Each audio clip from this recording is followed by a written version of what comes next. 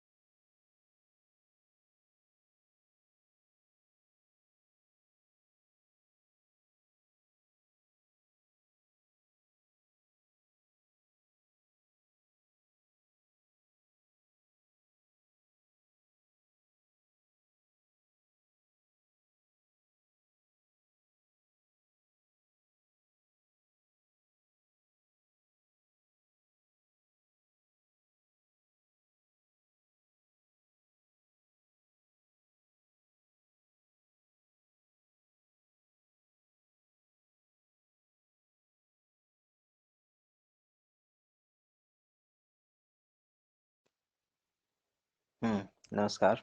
चलिए, तो तो साल्वराज के पास जब जाती है तो साल्वराज मना कर देता है कि नहीं, हम विवाह नहीं करेंगे। हम्म हम दान में दी गई वस्तु स्वीकार नहीं करते, हम हारी हुई वस्तु को फिर से नहीं लेते हैं, नहीं ग्रहण करते हैं। जिस वस्तु को हम हार चुके हैं उसको फिर हम ग्रहण नहीं करते हैं, किसी के भीख में दिया हुआ चीज को हम नहीं लेते हैं।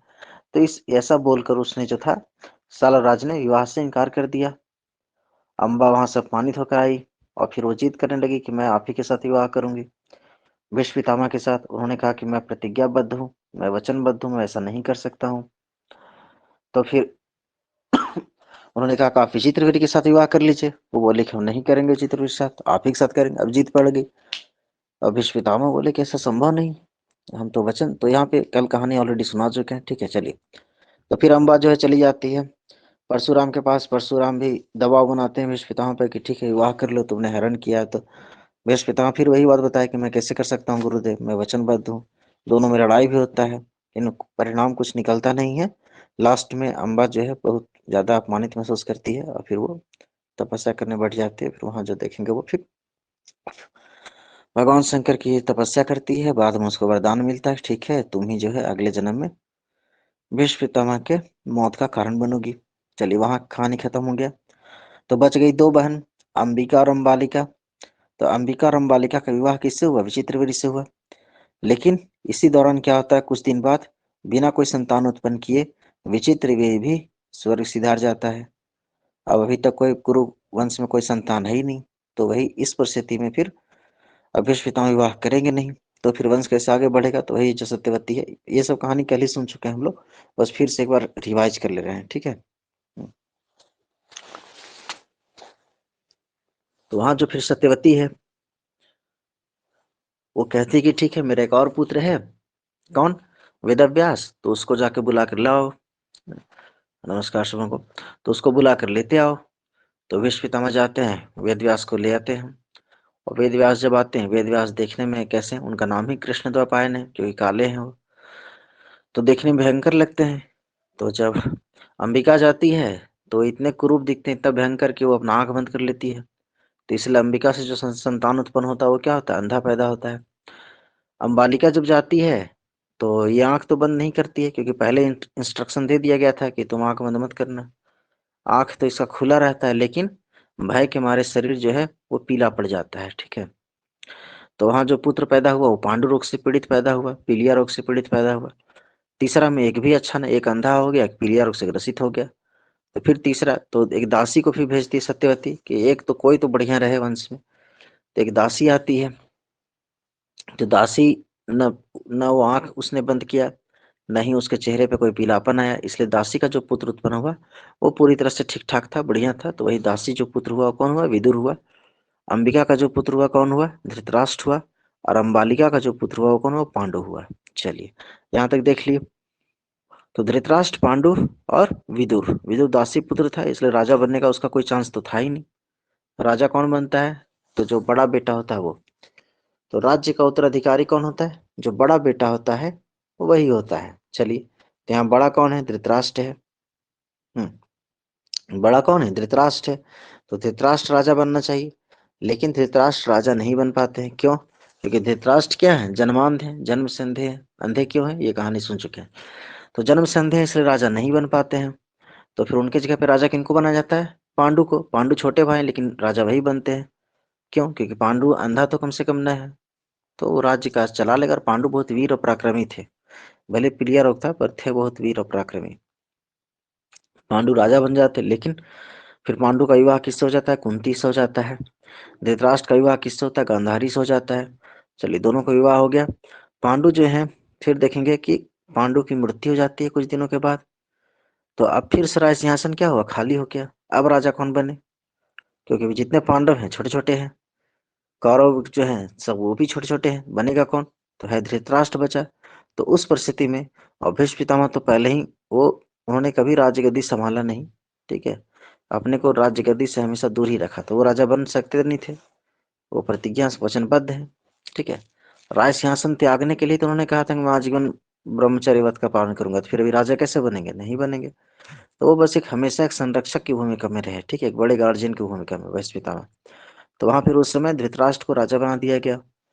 तो वहां राजा ने मतलब टेम्पोररी राजा थे कि हाँ भाई जब तक ये लोग बड़ा हो जाएगा, जब तक ये लोग बड़ा ना हो जाए तब तक जो है तुम ही राजा बनो। धृतराष्ट्र बन गया राजा। धृतराष्ट्र महत्वाकांक्षी था, अंदर से कूढ़ा हुआ था, मन में उसका खटास था कि राजा हमको बनना चाहिए, और उसको एक्चुअली संरक्षक ये कहा कि बना धृतराष्ट्र की राजा कौन था? पांडु। तो अगला राजा कौन बनेगा? पांडु के पुत्र। पांडु के पुत्र ही राजा बनेंगे, लेकिन अभी कौन बनेगा? अभी तो छोटे छोटे पांडु पुत्र सभी। तो बोला अभी तुम ही बन जाओ। तो शुरू से धृतराष्ट्र के मन में ये बात खटकता था कि आखिर अगला राजा कौन बनेगा है? अगर राजा पांडु था तो पांडु के बच्चे बनेंगे, हम तो बस टेम्पोररी है, कुछ दिन के लिए आए हैं। तो इसलिए धृतराष्ट्र जो था, तो धृतराष्ट्र की जो अधूरी इच्छाएं थी राजा बनने की, और जो नहीं बन पाया था, ठीक है, तो वो सब वो अपने पुत्र के द्वारा पूरा होते हुए देखना चाहता था। वो चाहता था कि दुर्योधन राजा बने, लेकिन दुर्योधन जो था स्वभाव से अच्छा था नहीं, बड़ा ही घमंडी था, क्रूर था, सबको अपने सामने छोटा समझता था, तुच्छ समझता था, अहंकारी था। और इधर जो बड़ा बेटा था पांडु का, वो कौन था? युधिष्ठिर था। तो युधिष्ठिर और दुर्योधन में जस्ट विपरीत गुण थे। एक घमंडी था तो एक विनम्र था, एक धर्म का उल्लंघन करता था, एक धर्म का पालन करता था। तो जस्ट दोनों में एकदम विपरीत गुण थे। तो अब जब दोनों बड़े होने लगे, उधर पांडव बड़े होने लगे, इधर जो कौरव हैं ये बड़े होने लग गए, तो फिर जब बड़े हो गए तो फिर एक समस्या आई कि अब जो है युवराज पद पे किसको नियुक्त किया जाए। जितने भी लोग थे, युधिष्ठिर का बिहेवियर देखकर, युधिष्ठिर के चरित्र, युधिष्ठिर के व्यक्तित्व को देखकर लोग यही चाहते थे कि युधिष्ठिर युवराज बने। लेकिन धृतराष्ट्र मन ही मन ये चाहता था कि उसका बेटा जो दुर्योधन है वो युवराज बने। यहाँ पे फिर क्या होता है, प्रजा के दबाव में आकर युधिष्ठिर को राजा बना दिया जाता है।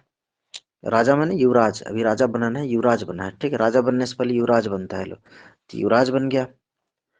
अब ये लोग साजिश रचना शुरू कर दिया कि ठीक है ये लोग खत्म कैसे करेंगे, जब तक ये लोग रहेगा तब तक हम लोग बन ना सकते हैं कुछ, और लोग सपोर्ट भी यही लोग का करता है, पांडवों का। तो कैसे होगा? तो फिर वही वहाँ लाक्षागृह का कॉन्सेप्ट यहाँ पे आ जाता है कि वारनावत है ना, वहाँ पे कोई बताया था कि वारनावत ग्राम है, वहाँ भगवान शिव का आराधना हो रहा है, तो जाओ युधिष्ठिर जाके प्रजाओं से मिल के आ जाना, थोड़ा समारोह में भाग भी ले लेना। और वहाँ पे सबको ये लोग चला जाता है, पूरा सब पांडव, कुंती सहित। और जहाँ पे ये लोग का ठहरने का व्यवस्था था, वो जो घर बना था वो लाख का बना था ना, जो कि बहुत जल्दी आग पकड़ता है। तो उस घर को ऐसा बनाया गया था जो बहुत जल्दी फायर पकड़ता है, बहुत जल्दी कैच करता है फायर को। तो ये लोग वही चला गया, ये लोग का जान रहा कि ये सब बात है, सब ते पता नहीं है सब कुछ। लेकिन फिर क्या होता है, ये बात किसी न किसी तरह से विदुर को पता चल जाता है।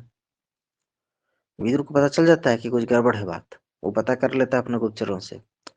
और फिर विदुर जो है इशारों ही इशारों में युधिष्ठिर को बोलता है कि युधिष्ठिर बताओ, जब जंगल में आग लगता है ना, तो कौन प्राणी सुरक्षित रहता है? जब जंगल में आग लगता है तो कौन सा प्राणी सुरक्षित रहता है? तो युधिष्ठिर बोला चूहा। हाँ वेरी गुड, हाँ चूहा। चूहा सुरक्षित रहता है। क्यों चूहा सुरक्षित रहता है? क्योंकि चूहा जो है धरती के अंदर बिल बना के घुस जाता है, ठीक है, तो चूहा जो है बच जाता है जंगल के आग में। तो यहाँ पे एक क्लू मिल गया युधिष्ठिर को। युधिष्ठिर बाद में सोचने लगे कि ऐसा जो है, युधिष्ठिर क्या, ये विदुर क्या लगेंगे? विदुर चाचा जी लगेंगे कि चाचा जी जो है ऐसा मैंने क्यों बोले है ना कि जंगल में आग लगता है तो कौन बचता है। तो बाद में फिर जो है जब इनको पता चला बाद में, तब पता चला अच्छा ये बात है। तो इसी दौरान जब ये लोग वहां रहने रहने लगे, आग लगने वाले इशारों में बता रहे थे, तो यहाँ पे जो है, तो जब उनको पता चला है ना, तो फिर लगा अच्छा ये बात है, तो फिर एक खनिक को बुलाया जाता है, और फिर एक आंतरिक सुरंग बनाया जाता है उसी दौरान। जब पूरा फेस्टिवल जब मनाया जा रहा है, तो उसी दौरान जिस दिन लास्ट दिन को प्लान था कि आग लगा दिया जाएगा और ये लोग वहीं जल के मर जाए सब, तो लास्ट में अंदर ही अंदर एक सुरंग बना दिया था जो बाहर जंगल में निकल जाता है। तो सुरंग बन के तैयार है, और फिर वही होता है कि लाचाग्नि जल जाता है। कौरव लोग सोचता है कि लोग मर गया पांडव, लेकिन पांडव जो है सुरंग के माध्यम से बाहर निकल के भाग जाते हैं। फिर पांडव वहीं पे जंगल में रहेंगे बहुत दिन तक। फिर वहीं पे जो है भीम जो है चक्रधरपुर में जाएगा, वहां पे वहीं पे बकासुर नाम का एक राक्षस है ना, उसका वध करेगा। फिर यहाँ बहुत सारी घटनाएं होती जंगल में, ठीक है। तो ये सारी घटनाएं होंगी। उसके बाद फिर जब पता चल जाता है कौरवों को कि पांडव जीवित बच गए, तो वो लोग वापस बुलवाता है कि वापस बुलाओ लोग को। तो वापस ही लोग आता है। उसके बाद जो है कहता है कि चलो अब तो इस बीच में क्या हुआ, जब ये बात पता चला इन लोग को, मैंने ये लोग तो सोच लिया था, क्या सोचा था कि पांडव जल के मर चुके हैं, भस्म हो चुके हैं। तो इस दौरान इस बीच में दुर्योधन बन गया युवराज, वही तो वो चाहिए रहा था कि हम युवराज बन जाए। तो अब चूंकि ये लोग मर चुका है जल के सबका सब, तो युवराज कौन बनेगा, तो युवराज बन गया कौन, दुर्योधन बन गया। वही तो चाह रहा था। लेकिन जब पता लगा कि नहीं ये लोग जिंदे हैं, तो फिर से उसको टेंशन शुरू हो गया, अब फिर से मेरा पद छीना जाएगा। लेकिन अब वही है कि जब पता चल गया कि लोग जीवित है, तो भीष्म पितामह बोले कि लोगों को बुलाओ, वापस बुलाओ, है ना। भीष्म पितामह सबके बड़े हैं, है ना। भीष्म पितामह दादाजी लगेंगे सबके। बोले बुलाओ सबको, सबको बुला। धृतराष्ट्र को आदेश दिए, फिर उन लोग को बुलाया गया, आया ये लोग। और फिर इन लोग को खांडव प्रस्थ, इंद्रप्रस्थ नाम के करके एक जगह है, उसको दे दिया गया यमुना किनारे। ठीक है, वो बंजर भूमि थी बहुत ऐसे ही। तो इन लोग को बोला ठीक है तुम लोग भी जाओ वहां पे अपना राज्य बसाओ। ठीक है, तो हस्तिनापुर में यही लोग रह गया, कौन, कौरव लोग, जो पहले सेटल्ड था, वेल एस्टेब्लिश्ड, वहीं रह गया। और जो बचा खांडव प्रस्थ, जो कि क्या था, उसमें पत्थर उत्थर बहुत सारा था, बंजर भूमि टाइप का था, कुछ नहीं था। तो उजड़ा हुआ जमीन इन लोग को दे दिया कि जाओ अपना राज्य वहीं बसाओ तुम लोग। आया भगवान श्री कृष्ण की सहायता से। अब बाकी मैं दानव जो है इन लोग का तैयार किया महल वहल पूरा जबरदस्त बढ़िया। फिर वहां पे जो है युधिष्ठिर जो क्या है, फिर उसी में हम देखेंगे फिर कि वहां जो है कि राजसूय यज्ञ करते हैं यहाँ पे, हाँ। अभी तो फिर देखेंगे कि राजसूय यज्ञ करते हैं, और उसमें जो सभी को बुलाते हैं सबको। तो वहां पे होता है फिर यहाँ सब दुर्योधन भी जाएगा, धृतराष्ट्र सब जाते हैं, और सब देखते हैं उसका महल। और सब देख के बड़ा आश्चर्यचकित है कि इसको तो हम बंजर जमीन दिए थे, ये इतना खूबसूरत राज्य कैसे बसा दिया यहाँ पे, है ना। इतना बढ़िया सब हरियाली है चारों तरफ, उसमें चारों तरफ पत्थर था, अब चारों तरफ हरियाली है। देख के ये लोग मन ही मन ईर्ष्या करने लगा, ये लोग से फिर बर्दाश्त ना हुआ। ठीक है, और यहीं पे इसी दौरान जो है दुर्योधन का बेइज्जती हो जाता है। ठीक है, कि ये लोग ऐसा चमत्कारी महल बनाता है, ऐसा मतलब मायावी महल, ठीक है, कि लोग देख के भ्रमित कंफ्यूज हो जाता है। तो दुर्योधन वही है कि जब महल में चल रहा था तो महल में कहीं दिख रहा था पानी है, पर वहां पानी नहीं था। अरे, तो वहां पानी नहीं था। तो जब वो देखा पानी है, तो उसको लगा पानी है, तो क्या किया, अपना धोती उठा के, है ना, और चलने लगा। तो उधर से एक दासी बोली महाराज यहाँ कोई पानी ना, आप चलिए आराम से, है ना। तो फिर सोचा अच्छा पानी नहीं था। फिर एक जगह गया तो बेचारा बहुत चकित हुआ भ्रमित, अब एक जगह पानी था। वो सोचा वो यहाँ भी लगता ड्रामा है, कोई पानी वानी है नहीं। तो ऐसे ही चलने लगा, डूब गया पानी में उधर। ऊपर द्रौपदी थी, हंस दी, बोली अंधे का पुत्र अंधा होता है ना। बोल दिया अंधे का पुत्र भी अंधा है। हाँ, तो वहां जो है द्रौपदी बोल रही हंस के, हाँ, कि डूब गया पानी में, गिर गया बेचारा, है ना। उसको लगा कि ये सही पहले सब भ्रम हो गई, यहाँ पानी नहीं, हमको पानी से दिख रहा है, और कुछ है ना, फिर डूब गया वो, नीचे गिर गया पानी में। तो हंस दी, अब यहाँ जो अपमानित हो गया। इसलिए कभी कभी जो है ज्यादा खुशी में आदमी को, है ना, एक्साइटमेंट में न रहना चाहिए, और हंसना उतना नहीं चाहिए ज्यादा, क्योंकि वो कोई हंसना हंसना भी बड़ा गुनाह वाला चीज है। ठीक है ना, ज्यादा हंसना, जरूरत से ज्यादा हंसना नहीं चाहिए, है ना। ठीक है, तो अब वो हंस दी, अब इसको बेचारा बहुत बेइज्जती लगा।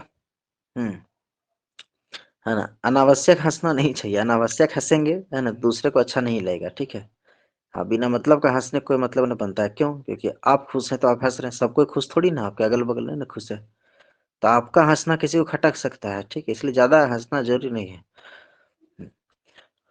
और बिना मतलब का, है ना, तो ज्यादा होता आदमी जो खुशी में होता है, हर्ष में होता है, तो बात बात पे, हाँ, बात बात पे जो आदमी हंसते रहेगा, है ना। यहाँ पे द्रौपदी का हंसना क्या हुआ, गुनाह हो गया। ठीक है, न वो हंसती, है ना, न ये लोग फिर से प्लान बनाता है कि भैया फिर फंसाओ है नहीं लोग को।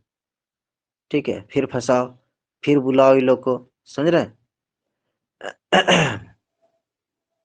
तो वहां फिर दुर्योधन को बुरा लग गया कि अब हम तो इसका जवाब देंगे, हाँ, बदला चुकाएंगे, ये हमको हंसी मेरा बेइज्जती की है, इंसल्ट की है। ठीक है, तब वो हंस भी दी, है ना। तो अंधे का पुत्र अंधा ना बोलना चाहिए, कभी कभी होता है स्त्रियां ज्यादा माने खुशी में कुछ ज्यादा ही बोल देती है ना, जरूरत से ज्यादा, तो जरूरत से ज्यादा ना बोलना चाहिए, है ना। अंधे का पुत्र अंधा ज्यादा ही हो गया, कुछ थोड़ा हंस दिए, चलो वहां तक चला, है ना। हंसना भी ना चाहिए था, है ना, है ना, हंसना भी ना चाहिए था। तो वहां जो है हंस दिए, हंस दिए ऊपर से फिर ये भी बोल दिए कि अंधे का पुत्र अंधा।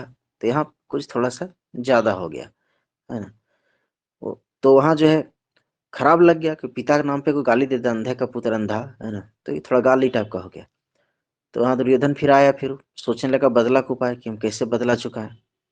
तो मामा तो उसका था ही शकुनी, शुरू से चाहता ही था बर्बाद कर दे पूरा कौरव वंश को, पूरा भरत वंश को बर्बाद करना चाहता था। शकुनी अपना देश छोड़कर, गांधार छोड़कर आके यहाँ बसा हुआ था। कहाँ? हस्तिनापुर में। क्यों बसा हुआ था? उसको बहुत खुन्नस था मन में, ठीक है। तो जब से विवाह हुआ था इसका गांधारी का, किसके साथ? धृतराष्ट्र के साथ। वो अपना देश छोड़कर आके यहाँ बसा हुआ था। उसको मन में ये खुन्नस था कि मेरी बहन का एक अंधा व्यक्ति के साथ विवाह हो गया, क्योंकि भीष्म पितामह ही गए थे हाथ मांगने के लिए, है ना। धृतराष्ट्र के लिए भीष्म पितामह ही गए थे गांधारी का हाथ मांगने के लिए। इसलिए उनको बहुत ज्यादा गुस्सा था कि एक अंधा व्यक्ति से शादी करवाने के लिए आया मेरे घर, है ना, और मेरी बहन को हमेशा के लिए। और चूंकि जब इनका विवाह हो गया, गांधारी जो थी बहुत ही पतिव्रता स्त्री थी, बहुत, है ना, बहुत अच्छी थी। गांधारी में कोई दोष न था, है ना। तो गांधारी जो थी वो कभी नहीं चाहती थी कि मतलब पांडवों को राज्य न मिले, हाँ, या पांडवों के साथ अत्याचार हो, कभी नहीं चाहती थी। वो एक बहुत बढ़िया थी, वो सुपर जबरदस्त। वो कभी दुर्योधन का समर्थन भी ना करती थी। तो गांधारी जब देखी कि मेरे पति अंधे हैं, तो उसने भी कसम खा लिया कि मैं भी नहीं देखूंगी। अगर मेरे पति नहीं देख रहे तो मैं देख के क्या करूंगी। तो उसने भी अपने आंखों पर पट्टी बांध ली थी। और यही बात जो है, जो शकुनी था, इसको बहुत बुरा लगा कि मेरे बहन का विवाह एक अंधा व्यक्ति से हो गया है। और जब कोई मजबूत राजा आ जाए, ठीक है, तो फिर इनकार करे कोई कैसे? अब भीष्म पितामह आ जाए हाथ मांगने तो इनकार करेगा कौन? ठीक है, डर भी तो है।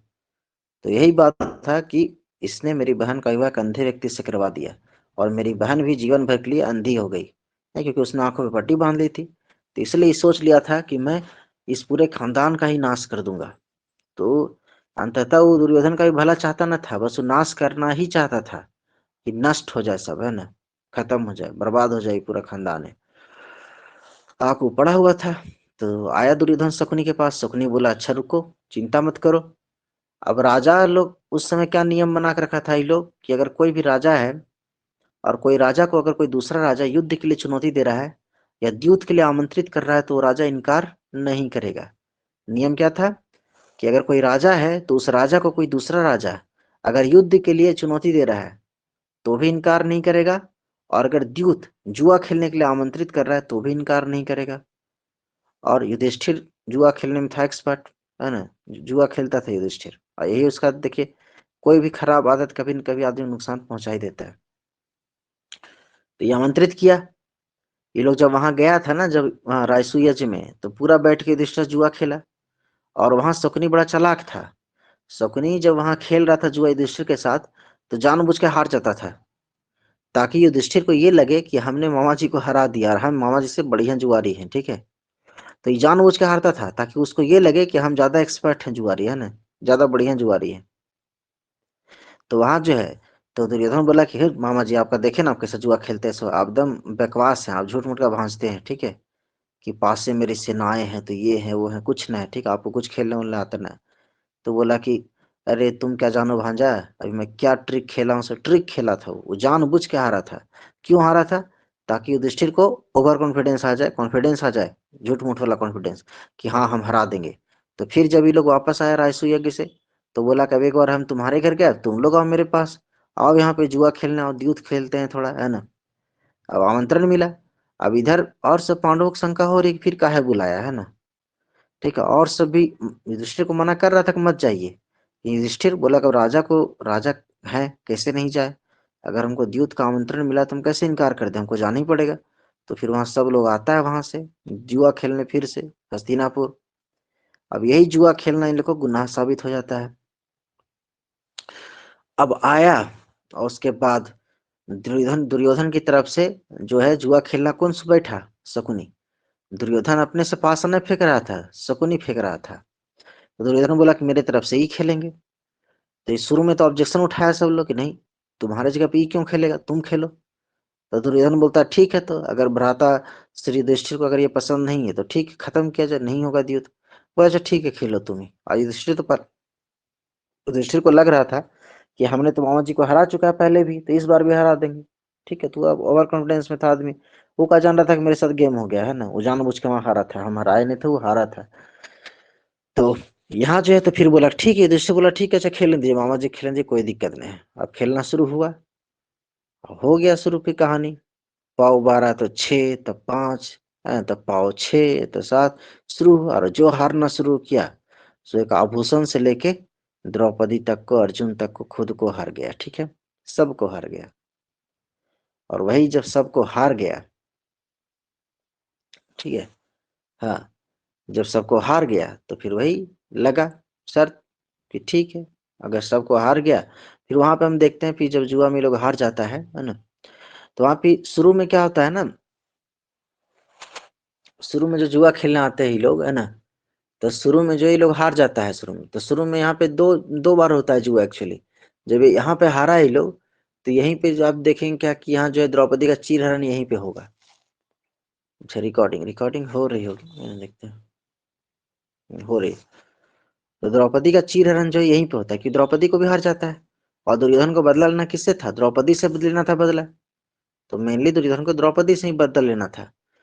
तो उसने वही बोला कि अब द्रौपदी मेरी दासी है, अब हम अपनी दासी के साथ कुछ भी करें, कौन बोलेगा। तो वही हाँ, फिर वही दुशासन देखेंगे, फिर द्रौपदी को लाता है, हाँ, बालों से पकड़ कर घसीट कर सभा मंडप में।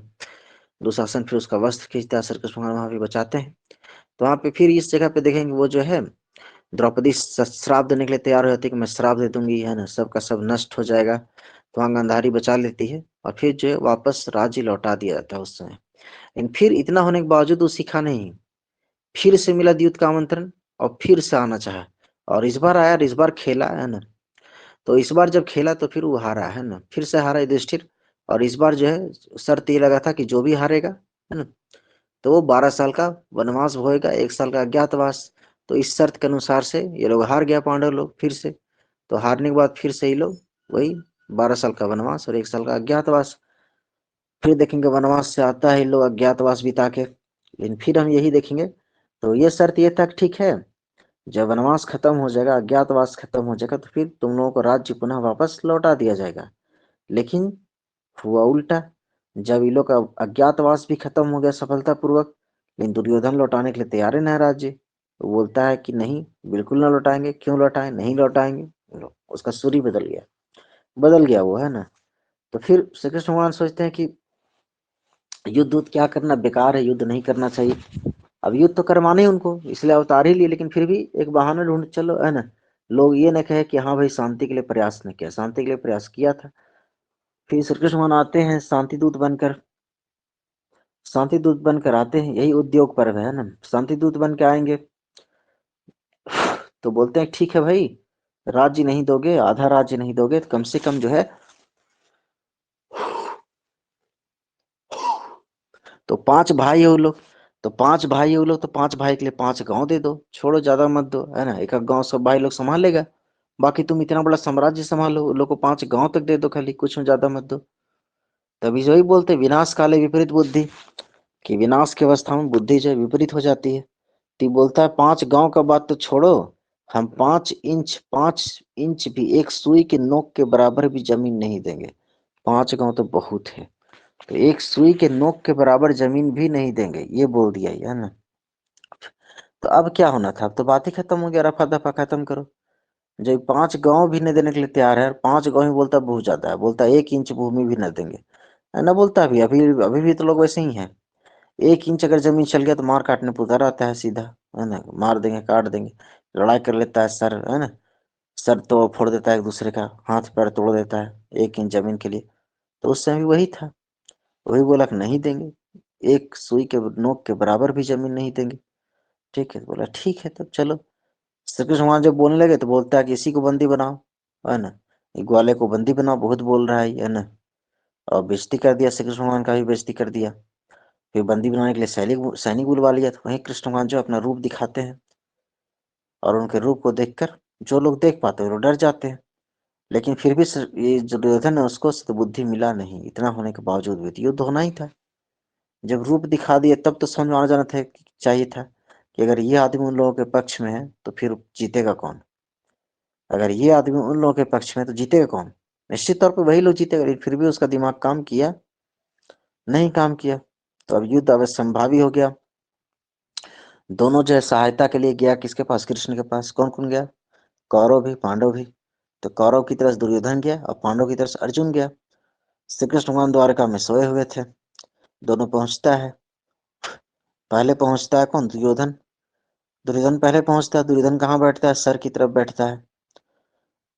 थोड़ा देर में पहुंचता है अर्जुन। अर्जुन कहाँ बैठता है? पैर की तरफ बैठता है। श्री कृष्ण वहां सोए रहे। कुछ देर बाद उनका नींद खुला। नींद खुला तो सबसे पहले नजर कहाँ जाएगा बताइए? जो पैर की तरफ जो व्यक्ति बैठा उस पर नजर जाएगा, सिंपल सी बात है ना? जो सर की तरफ बैठा थोड़ा उसकी तरफ जाएगा, आंख तो डायरेक्ट पहले सीधा देखेगा सामने। तो आंख जो देखा पैर की तरफ देखा। तो श्री कृष्ण बोले बोले अर्जुन क्या बात है, क्यों आए हो? तो इधर दुर्योधन बोलता है कि हम आए पहले, हमको से बात करिए पहले आप, है ना? बोला हम तो उसको देखे पहले। तो बोला हम आगे बैठे हुए हैं सर की तरफ। बोला देखो कौन पहले उसे नहीं, हम देखे किसको पहले, हम तो उसको मानेंगे।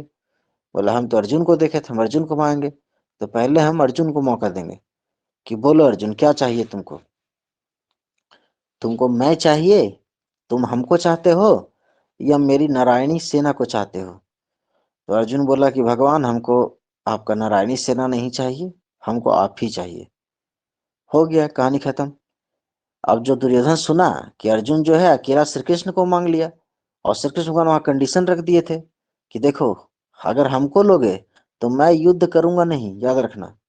और बाकी एक तरफ मेरी नारायणी सेना है जो पूरा युद्ध करेगी। तो तुम किसको लेना चाहोगे सोच लो, क्योंकि मैं युद्ध करने वाला हूं नहीं। नहीं, फिर भी अर्जुन किसको चुना? श्री कृष्ण भगवान को चुना। उसको विश्वास था श्री कृष्ण भगवान पे। दुर्योधन मन ही मन बड़ा खुश हुआ कि चलो ठीक है, अर्जुन बोला कि आपको लेंगे। तो आके दुर्योधन बड़ा हंस रहा है घर में कि अर्जुन देखो कितना बुड़बक है ना, कितना गधा है। एक तो ऑलरेडी 5 हुए हो लोग, उसके बाद भी नारायणी सेना छोड़ के श्री कृष्ण को रख लिया। जबकि श्री कृष्ण ने कहा भी कि मैं युद्ध नहीं लड़ूंगा, उसके बाद भी तो पूरा अपनी चालाकी पे गौरवान्वित महसूस कर, जबकि वो खुद बुड़बक बन गया। भगवान को छोड़कर भगवान के सैनिकों को, द्वारका के सैनिकों को रख के अपनी तरफ वो ज्यादा खुश हो रहा था। तो इतना सारा जब चीज हो गया, युद्ध जब क्या हो गया मैंने टाला नहीं जा सकता है, इस प्रकार से अपरिहार्य हो गया। तो फिर दोनों जो सेनाएं हैं कुरुक्षेत्र के मैदान में आती हैं आमने सामने। श्री कृष्ण भगवान जो अर्जुन के सारथी बनते हैं। अब अर्जुन जैसे ही सामने वाला सीन देखते हैं कंफ्यूज्ड, बोले अरे ये का, सामने तो सब मेरा अपना आदमी बैठा हुआ है, हम तीर चलाएं तो चलाएं किस पे? है वो मेरा दादाजी है, वो मेरे गुरु जी हैं, ये मेरा भाई लोग है, तो किस पे चलाएं? वो मेरे मामा जी हैं, तो सब अपना रिलेशन वाले लोग हैं। तो बोला किसको मारे तब? क्या हम इसलिए धनुष सीखे थे कि अपना ही लोगों का रक्त बहाएंगे? तो ये सारा सोच सोच के अर्जुन टेंशन में चले गए। इनको चिंता आने लगा, विषाद में चले गए, शोक में डूब गए। श्री कृष्ण भगवान बोले रे ये क्या हुआ, ये तो हद हो गया है ना, ये लड़का अभी है मेन पॉइंट पे, ये इस तरह से कर रहा है। तो वहां जो है श्री कृष्ण भगवान फिर उसी जगह पे श्री कृष्ण भगवान उनको गीता का उपदेश देते हैं, ठीक है? तो यही था बैकग्राउंड। यहीं पे अब गीता को उपदेश देंगे कि लड़ो, है ना, क्यों इस तरह से बैठ के नपुंसक की तरह है, लड़ो, तुम्हारा धर्म है लड़ना, तुम क्षत्रिय धर्म का पालन करो, ठीक है? तो यही जो है, यहीं से जो है आपका स्टार्ट हो जाए गीता पूरा, क्योंकि अर्जुन जो है लड़ना चाह ही नहीं रहा है। तो अर्जुन को मोटिवेट करने के लिए, अर्जुन को प्रेरित करने के लिए तुम लड़ो, है ना, इन्होंने पूरा का पूरा गीता का उपदेश दिया है।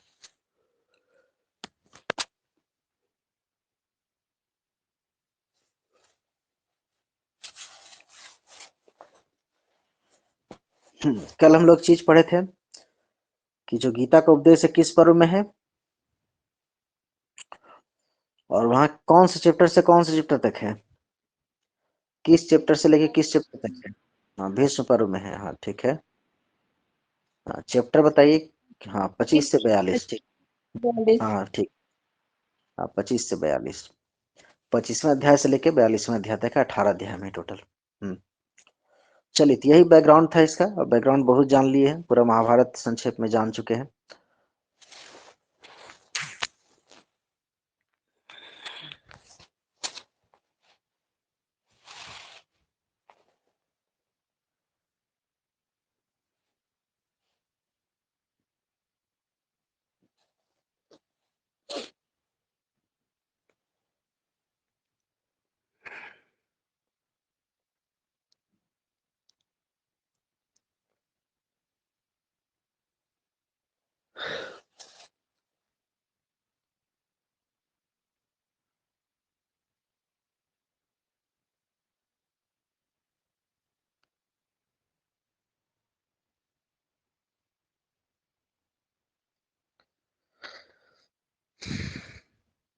तो आपको जो है सिलेबस में पढ़ना है 13 से 25 तक।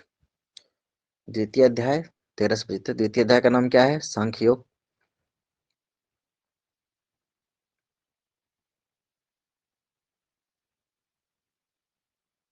हम्म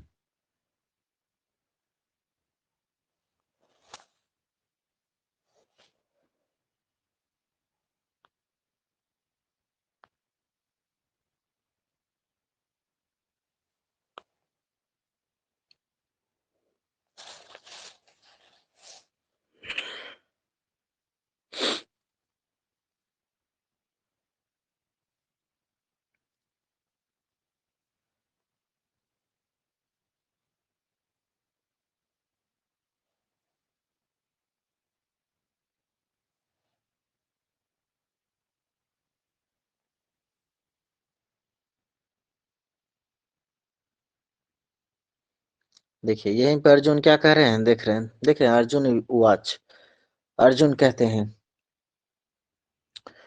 कथम भीष्महं संख्ये द्रोणं च मधुसूदन इषुभिः प्रतियोत्स्यामि पूजारः वरिसूदन।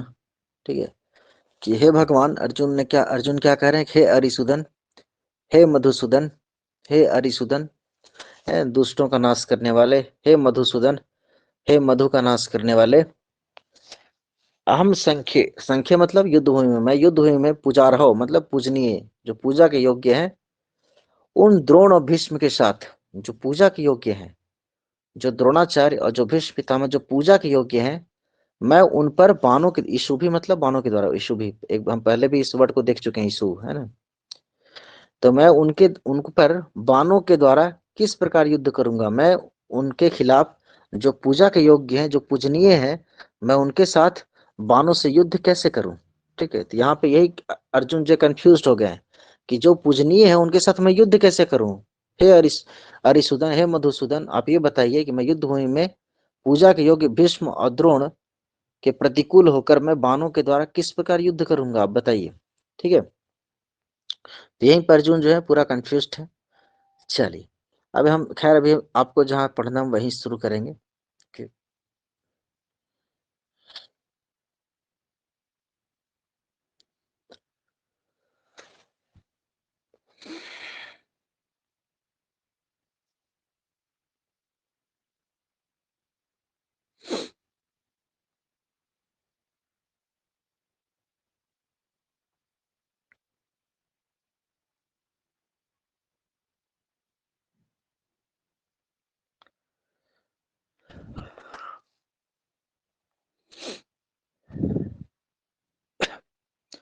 चलिए, तो आपको पढ़ना है 13 से लेके, अब हम आते हैं 13 पे, आ चुके हैं। हम्म तो क्या है, ये बहुत ज्यादा फेमस है 13।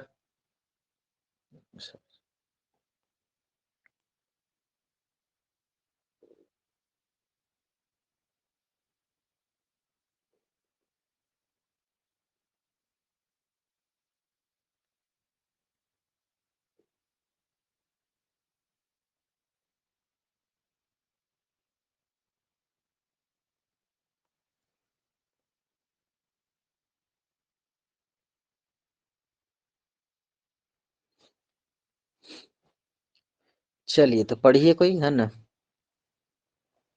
कौन पढ़ेंगे, पढ़िए। जी। देहिनोऽस्मिन् यथा देहे कौमारं यौवनं जरा तथा देहान्तरप्राप्तिर्धीरस्तत्र न मुह्यते। हाँ ठीक है, तो क्या बोला कि देहिनो अस्मिन यथा देहे कौमारम यौवनम जरा तथा देहांतर प्राप्ति और धीरः तत्र न मुह्यति। अभी पूछेगा, ठीक है, चलिए। तो देहिना, देहिन शब्द है, ठीक है, देहिन शब्द है और इसका पंचमी षष्ठी क्या बना, देहिना बना है। ठीक है, विसर्ग लग गया है, देहिना। तो देहिना माने शरीरधारियों का, शरीरधारी का, अस्मिन देहे, इस देह में तो शरीरधारियों का इस देह में, तो देहिना यानी शरीरधारियों का, अस्मिन देहे इस देह में, यथा कौमारम यौवनम जरा भवति। ठीक है, जैसे कौमारम यानी कुमारावस्था होता है, यौवनम युवावस्था होता है और जरा मतलब वृद्धावस्था होता है। तो शरीरधारियों का जैसे शरीरधारियों का यथा मैंने जैसे, तो शरीरधारियों का जिस प्रकार अस्मिन देह इस शरीर में कौमारावस्था, यौवनावस्था और जरावस्था यानी वृद्धावस्था होता है, तथा उसी प्रकार देहांतर प्राप्ति ही, उसी प्रकार देहांतर माने अन्य देह की प्राप्ति होती है। तो जिस प्रकार हमारा बालकपन आता है, हम छोटे बच्चे होते हैं, फिर युवा होते हैं, जवान होते हैं, फिर बूढ़े होते हैं, उसी प्रकार क्या होता है, अन्य शरीर की प्राप्ति होती है। तो जब बच्चे से जवान हुए थे तब रोए थे क्या, नहीं रोए थे? हैं? हाँ, जवान से बूढ़ा हुआ तो थोड़ा अफसोस लगता है, वो होता ही है, थोड़ा डिग्रेडेशन हो तो अफसोस तो लगता ही। लेकिन जब आप बच्चे से जवान हुए थे तो कभी रोए थे कि हमें देखो अब हम युवा हो गए, है ना? तो कभी रोए थे, नहीं रोए थे। तो जब आप उस समय नहीं रोए, ठीक है, जब उस समय चिंता नहीं किए, तो जब दूसरे देह की प्राप्ति हो रही है तो फिर चिंता क्यों कर रहे हैं? ठीक है, तो वही बोले कि जिस प्रकार वृद्धावस्था होता है, जिस प्रकार कौमारावस्था होता है, जिस प्रकार युवावस्था होता है, उसी प्रकार क्या होता है, अन्य देह की प्राप्ति होती है। तो इसमें साधारण सी बात है, ठीक है। तो ये बोला कि जिस प्रकार कौमारावस्था होता है, जिस प्रकार युवावस्था होता है, जिस प्रकार वृद्धावस्था होता है, उसी प्रकार शरीरधारियों का क्या होता है, दूसरे देह की प्राप्ति होती है। तो जो शरीरधारी इस देह में जिस प्रकार कौमारावस्था में आते हैं, युवावस्था में आते हैं, वृद्धावस्था में आते हैं, उसी प्रकार शरीरधारियों को अन्य देह की प्राप्ति होती है। इसीलिए, है ना, धीरः तत्र न मुह्यति, जो धीर होते हैं, जो बुद्धिमान व्यक्ति होते हैं, इस विषय में, ठीक है, क्या होते हैं, न मुह्यति, मोहित नहीं होते हैं। ठीक है, किस विषय में? ये मृत्यु, जन्म मृत्यु के विषय में मोहित नहीं होते हैं। ठीक है, तो जैसे हम बच्चा से बूढ़ा हुए, है ना, सॉरी, बच्चा से बूढ़ा ना, बच्चा से युवा हुए, युवा से बूढ़ा हुए, उसी प्रकार क्या हुआ, जब बूढ़ा से क्या होगा, जब बूढ़ा हो जाएंगे उसके बाद दूसरा देह की प्राप्ति होगी मरने के बाद। तो इसमें शोक क्या करना है, इसमें मोहित क्या होना है इस बात में, इस बात के लिए शोक क्या करना है? ये नॉर्मल है, ये नेचुरल, ये प्राकृतिक है, ये होगा ही। तो यही चीज यहाँ पे बता रहे हैं। ठीक है, श्री कृष्ण भगवान किसको बता रहे हैं? अर्जुन को बता रहे हैं। चलिए तो वही यहाँ पे लिखा कि जिस प्रकार इस देह में कौमार प्राप्ति होती है, कौमारावस्था क्षय होने पे यौवन प्राप्त होता है, यौवन के क्षय होने पे बुढ़ापा प्राप्त होता है, उसी प्रकार देह के क्षय होने पर अन्य देह प्राप्त होता है। अतएव जिस प्रकार आत्मा से संबंध विशिष्ट प्रत्यास्पद कौमारादि के क्षय होने पे शोक नहीं किया जाता, उसी प्रकार आत्मा के संबंध से जो देह प्रतीति का पात्र बना है उसके लिए भी शोक करना उचित नहीं है। तो यदि यौवन के क्षय होने पे बुढ़ापा प्राप्त होने शोक होता है, तो कौमार के क्षय होने पे यौवन प्राप्त होता है, उससे उससे हर्ष भी तो उत्पन्न होता है। यही बात जो बता चुके वही चीजें, चलिए इसको समझ चुके हैं, आगे बढ़ते हैं।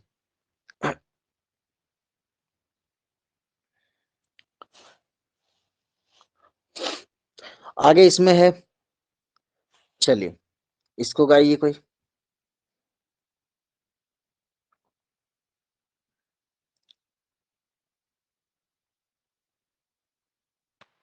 गाय। गाइए। मात्रा स्पर्शास्तु कौन्तेय शीतोष्ण सुख दुःखदाः आगमापायिनो नित्यान्स्तान् तितिक्षस्व भारत। हम्म चलिए अब यहाँ क्या बोलते हैं, फिर समझा रहे हैं भगवान श्री कृष्ण, किसको समझा रहे हैं, अर्जुन को समझा रहे हैं। पहले तो समझा दिया कि देखो अर्जुन, मृत्यु के विषय में शोक करना व्यर्थ है। मृत्यु कुछ और छोड़ी है। मृत्यु क्या है, मृत्यु बस क्या है, मृत्यु में क्या होता है भाई, कि आत्मा को, जो आत्मा होता है, जीव होता है, उसको दूसरे शरीर की प्राप्ति हो जाती है, बस इतना ही तो होता है। कि जो देह पुराना हो गया उसको छोड़कर नया देह को धारण कर लेते हैं। तो इसमें शोक करने वाली क्या बात है? जब कपड़ा पुराना हो जाए, जब कपड़ा फट जाए, तो हम नया कपड़ा पहनते कि ना पहनते हैं, पहनते ही हैं, तो उसमें शोक करते हैं, अरे पुराना वाला छोड़ दिए, देखो ना, छोड़ दिए, नहीं शोक करते हैं। तो उसी प्रकार अगर इस देह का, वर्तमान देह का नाश होगा, तो जीवात्मा जो है वो दूसरे देह को धारण कर लेगी। तो इसमें शोक क्या करना है, इसलिए शोक मत करो। आगे फिर बताते हैं, एक मिनट।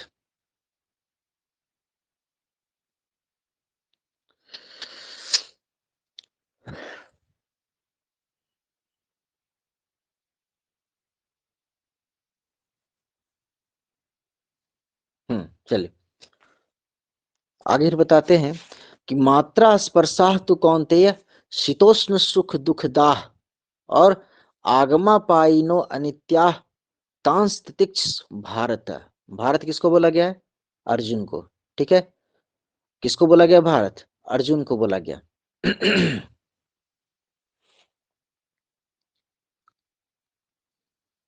ठीक है, वेरी गुड।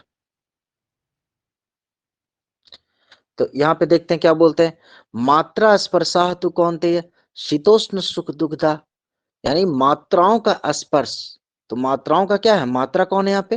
तो इंद्रियां हैं। ठीक है, इंद्रियों का जो विषयों के साथ स्पर्श होता है, ठीक है, तो हे कौन्ते, कि हे कुंती पुत्र, यहाँ कुंती पुत्र कौन है? अर्जुन है। कौन्ते में कौन सा प्रत्यय लगा है बताइए?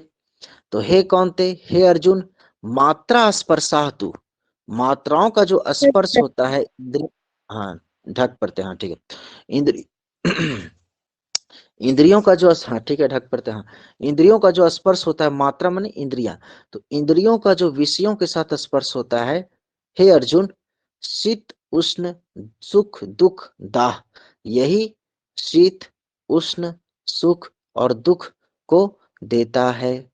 तो हे अर्जुन, जो तुम्हें ठंडा लगता है या तुम्हें गर्मी लगता है या तुम्हें सुख का अनुभव होता है या तुम्हें दुख का अनुभव होता है, ये क्यों होता है?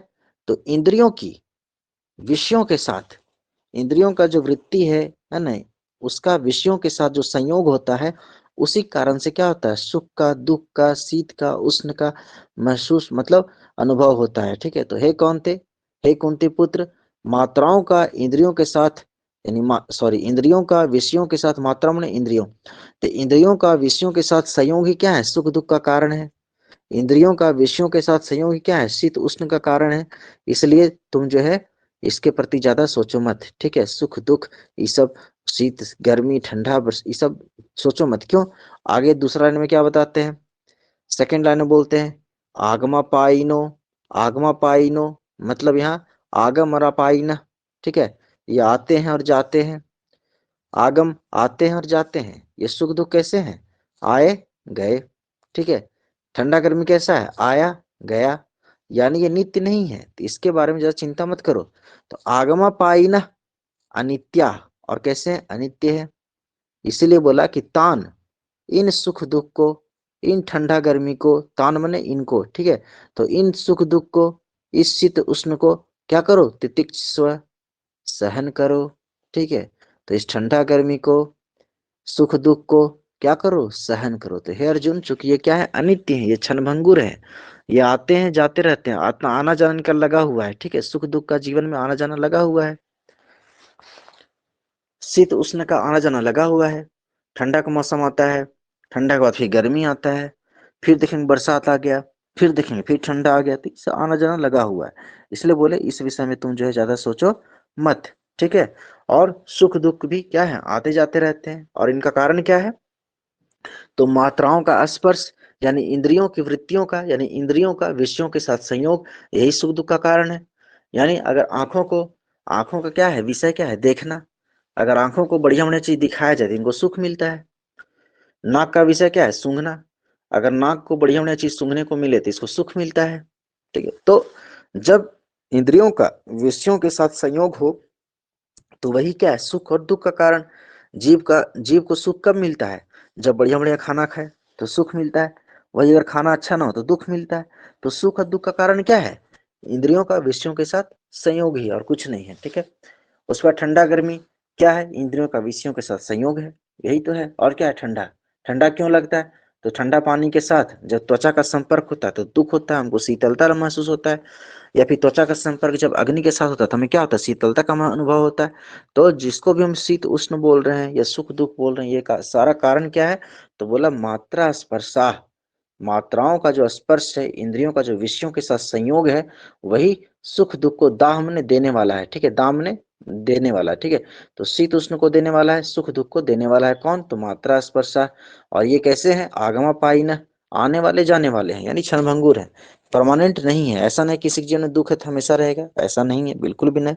ये आते जाते रहे। और किसी के जीवन में सुख है तो हमेशा सुख रहेगा, ऐसा भी नहीं है। ठीक है, ये आना जाना इनका लगा हुआ है। इसलिए बोले कि इनके बारे में ज्यादा चिंता मत करो, सुख दुख के बारे में ज्यादा चिंता मत करो। इसलिए बोले कि हे अर्जुन, तान तितिक्षु भारत, कि हे अर्जुन, तितिक्षु मतलब त्वम तितिक्ष, तुम सहन करो, किनको सहन करो, इन सुख दुख को, ठीक है, ठंडा गर्मी को सहन करो, सुख दुख को सहन करो, क्योंकि ये क्या है, क्षणभंगुर है, ये अनित्य है, ये नित्य नहीं है, इसलिए इनके बारे में तुम ज्यादा विचार मत करो। आगे देखते हैं।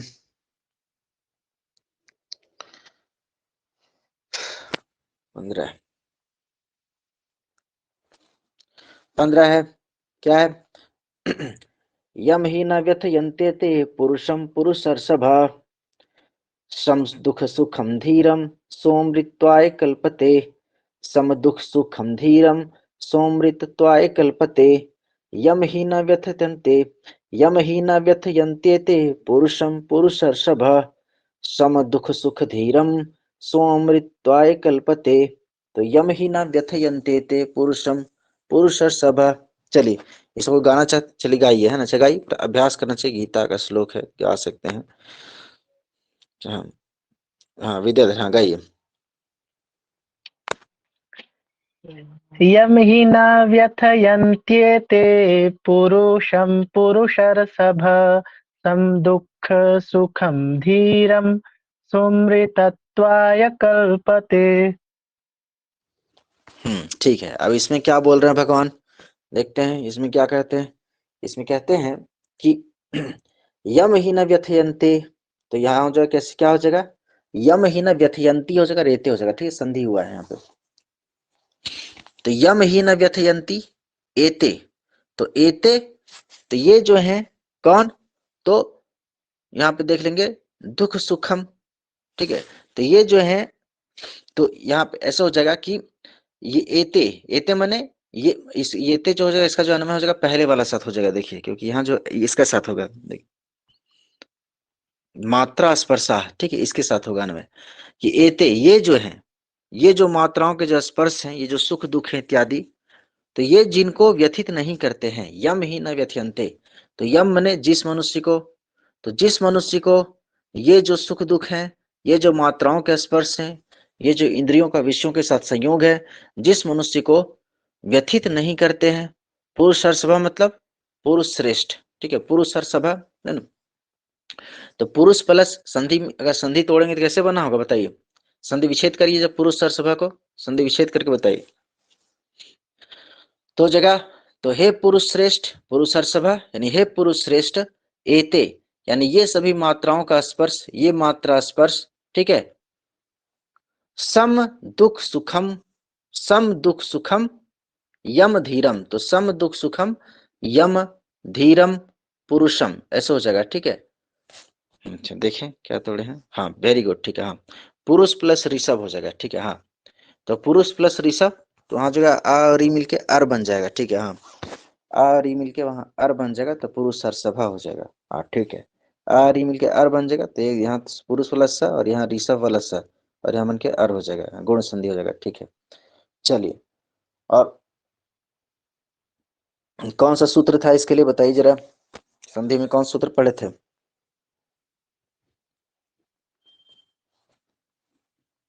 उरन रपरा, ठीक है, हाँ ठीक है, उरन रपरा पढ़े थे, कि रपर और लपर हो जाता है, ठीक है, हाँ ठीक है। तो यहाँ जो है ये हो गया, तो यहाँ पे बोल रहे हैं, क्या बोल रहे हैं कि हे पुरुष सभा, हे पुरुष श्रेष्ठ, पुरुष श्रेष्ठ कौन, अर्जुन है, तो हे पुरुष श्रेष्ठ, एते माने ये जो मात्राओं के स्पर्श है, ये जो सुख दुख है, ये जो शीत उष्ण है, ये जो ठंडा गर्मी, ये जो सुख दुख है, जिस पुरुष को, तो यम पुरुषम, जिस पुरुष को, और जिस पुरुष कौन है, तो बोला कि एते, ये जब सभी जो मात्रा स्पर्श है, हो जाएगा सम दुख सुखम, जो सुख और दुख को समान मानता है, वो हो गया, कौन हो गया, सम दुख सुखम, तो जो दुख और सुख को समान मानता हो, तो एते माने ये जो सुख हो गया, दुख हो गया, शीत हो गया, उष्ण हो गया, ये सम दुख सुखम यम पुरुषम, सुख और दुख को समान मानने वाले यम पुरुषम, जिस पुरुष को क्या करते हैं, न व्यथयंती, व्यथित नहीं करते हैं, ठीक है, तो बोला सो, वही आदमी, वैसा ही आदमी, सो धीरा, है ना, तो जगह वही जो बुद्धिमान व्यक्ति है, क्या होता है, अमृत तत्वाय कल्पते, अमृत, अमृतत्व, अमृतत्व एक हो जाएगा वर्ड, ठीक है, अमृतत्व, और अमृतत्व से वहां चतुर्थी लग जाएगा तो अमृतत्वाय हो जाएगा, समझ रहे? हाँ, तो अमृतत्व और यहाँ चतुर्थी लग जाए तो क्या हो जाएगा? अमृतत्वाय। तो अमृतत्वाय मतलब अमरता के लिए, कल्पते मने योग्य होते हैं, अरहंती, ठीक है। तो जगह अमृतत्वाय कल्पते, यानी सो माने वही पुरुष क्या होता है? अमृत के लिए योग्य होता है। अमृत के लिए मतलब मोक्ष के लिए, मुक्ति के योग्य होता है। कैसा व्यक्ति मुक्ति का योग्य होता है? तो जिनको ये सभी मात्रा स्पर्श यानी इंद्रियों का जो विषयों के साथ संयोग है, जिन मनुष्य को व्यथित नहीं कर पाते हैं, जिन बुद्धिमान मनुष्यों को ये मात्राओं के स्पर्श व्यथित नहीं कर पाते हैं, व्याकुल नहीं कर पाते हैं, वैसे ही लोग मोक्ष के योग्य होते हैं। और किन लोगों को व्यथित नहीं कर पाएंगे? ये जो सुख दुख है, ये ठंडा गर्मी किन लोगों को व्यथित नहीं कर पाती है? उन लोगों को व्यथित नहीं कर पाती है जो बुद्धिमान होते हैं और जो सम दुख सुखम, है ना, सम दुख सुख, जो दुख और सुख को समान मानने वाले होते हैं, वैसे धीर पुरुषों को ये जो होते हैं एते, ये जो इंद्रिय विषयों का संयोग होते हैं, क्या करते हैं? ना व्यथयंती, नहीं व्यथित कर पाते हैं, ठीक है। तो ऐसे ही मनुष्य, सो ही ऐसे ही मनुष्य अमृत तत्वाय कल्पते, अमृत की कल्पना कर सकते हैं, यानी अमृत के योग्य होते हैं, ठीक है। हाँ, क्या बोले, क्या बोले? अमृत तत्वाय अमृत, हाँ तो अमृत दो बार क्यों रहेगा? ठीक तो है, अमृतत्व है ना, हाँ दो बार नहीं है, ठीक तो है। अमृतत्वाय है ना, अमृतत्वाय ठीक है वहां पे। तत्व नहीं था, अमृत तत्व कहाँ बोल रहे हैं, है ना, अमृत तत्व बोले ना, ठीक है। ये देखिए अभी लिखे नहीं, यहाँ लिख के बताया कि नहीं, अमृत तत्व, यहाँ वह है रीता है, यहाँ डबल तम लगा है ना, लगाए हैं। अमृत और यहाँ तो प्रत्यय लगा हुआ है, तो अमृत तत्व हो गया, ठीक है। हाँ अमृत तत्व, हाँ बोलने में लग सकता होगा डबल तत्व बोल रहे हैं, पर वहां डबल तत्व है, वो एक ही है, अमृत तत्व, अमृत तत्व बोल रहे हैं, अमृत तत्व,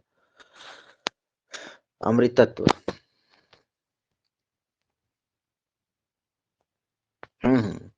तो हाँ वहाँ तो प्रत्यय लगा हुआ है, वहाँ डबल तना है, वो तत्व ना है वहां पे, है ना, अमृत हर, अमृत में तो प्रत्यय लगा हुआ है, अमृत तत्व। चलिए, तो बोला कि वही जो मनुष्य होता है, वैसा ही मनुष्य जो होता है वो क्या होता है? अमृत, अमृतत्व के योग्य होता है, अमृतत्व के योग होता है, यानी मोक्षत्व के योग्य होता है, वही आदमी मुमुक्षु होता है ना, मोक्ष का इच्छुक होता है, और वही आदमी मोक्ष के योग्य होता है, ठीक है। चलिए, कैसा व्यक्ति? तो जो सुख और दुख को समान मानने वाला होता है। तो वैसा बुद्धिमान व्यक्ति जो सुख और दुख को समान मानने वाला होता है, और जिसको ये सुख दुख, ये ठंडा गर्मी जिसको पीड़ित नहीं कर पाते हैं, व्याकुल नहीं कर पाते हैं, वैसा जो बुद्धिमान व्यक्ति है, वही क्या होता है? मोक्ष के काबिल होता है, वही मोक्ष के योग्य होता है। चलिए, तो इसमें हो गया यहां तक, आगे बढ़ते हैं हम।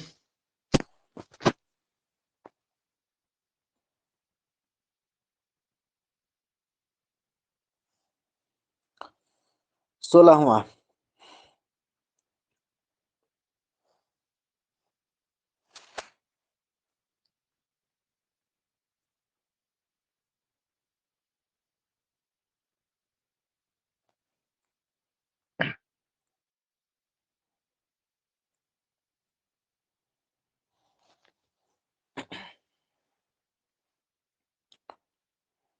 देखिए इसको देखिए, ना सतो विद्यते भावो, ना भावो विद्यते सतः, ठीक है, बहुत अच्छा श्लोक है। ये सारा ध्यान में रखिएगा, क्योंकि कोई भी पूछ सकता है, कोई वाला भी, ठीक है, कोई भी पूछ सकता है। अच्छा ठीक है, गाइए गाइए, तो गाइए इसको। न सतो विद्यते भावो न भावो विद्यते सतः उभयोरपि दृष्टोऽन्तः त्वनयोस्तत्त्वदर्शिभिः। ठीक है, एक बार और गाइए। न सतो विद्यते भावो न भावो विद्यते सतः उभयोरपि दृष्टोऽन्तः त्वनयोस्तत्त्वदर्शिभिः। चलिए, अब देखते हैं इसमें क्या बोल रहे हैं। सो बोलते हैं श्री कृष्ण भगवान, देखिए वहां समझा रहे हैं, ठीक है, जन्म मृत्यु का रहस्य, जीवन में सुख दुख का रहस्य, ये सारी बातें जो है भगवान श्री कृष्ण अर्जुन को समझा रहे हैं। ठीक है, क्योंकि आप शुरू से नहीं पढ़ रहे हैं इसलिए थोड़ा सा वो लग सकता है, लेकिन बस इतना जान लीजिए यहाँ पे जो है जो सेकंड चैप्टर जो है सांख्य योग, इसमें जन्म मृत्यु का रहस्य समझाया जा रहा है। ठीक है, सुख दुख का रहस्य समझाया जा रहा है। ठीक है, तो आप इसमें यही चीज बताया जा रहा है। हाँ ठीक है, बिल्कुल अच्छा है। अच्छा ठीक है, हाँ अच्छा गाइए, गाइए है ना, सीरियस, हाँ गाइए।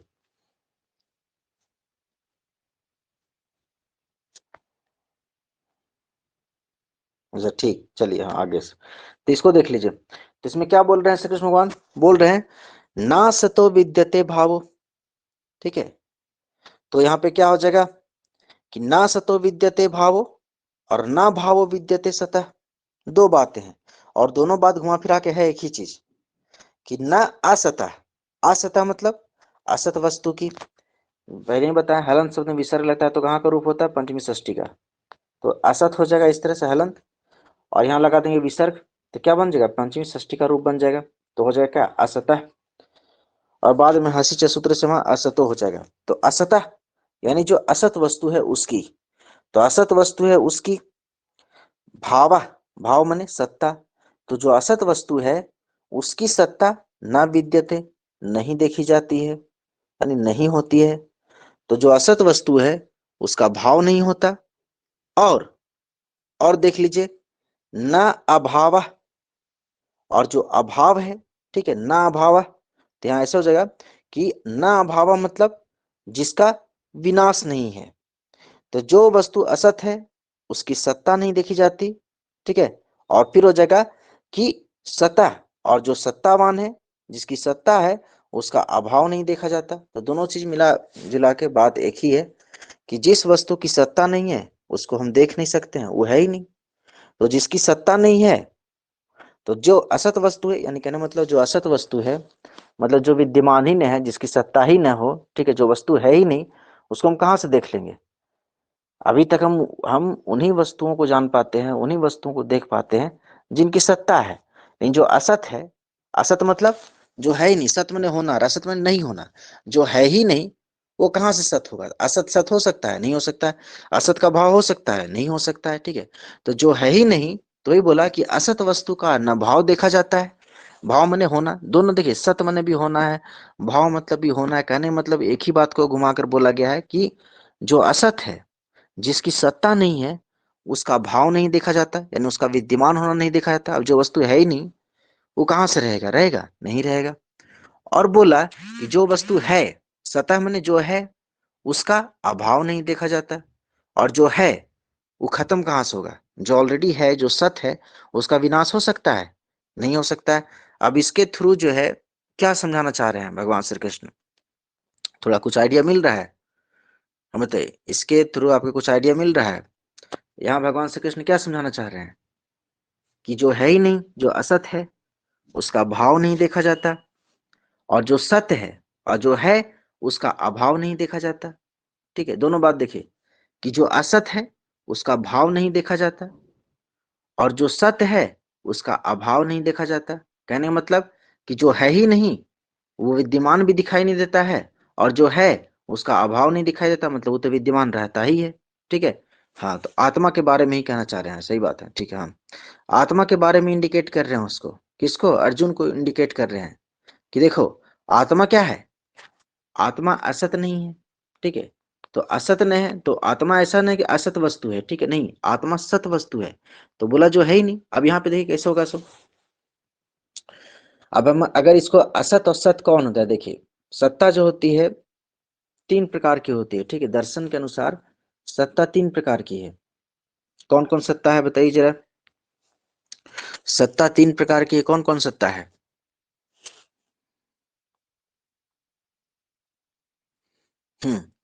वेरी गुड, हाँ ठीक है। व्यावहारिक, प्रातिभाषिक, व्यवहारिक और पारमार्थिक है। ठीक है, तो तीन प्रकार की सत्ता होती है, प्रातिभाषिक सत्ता, व्यावहारिक सत्ता और पारमार्थिक सत्ता।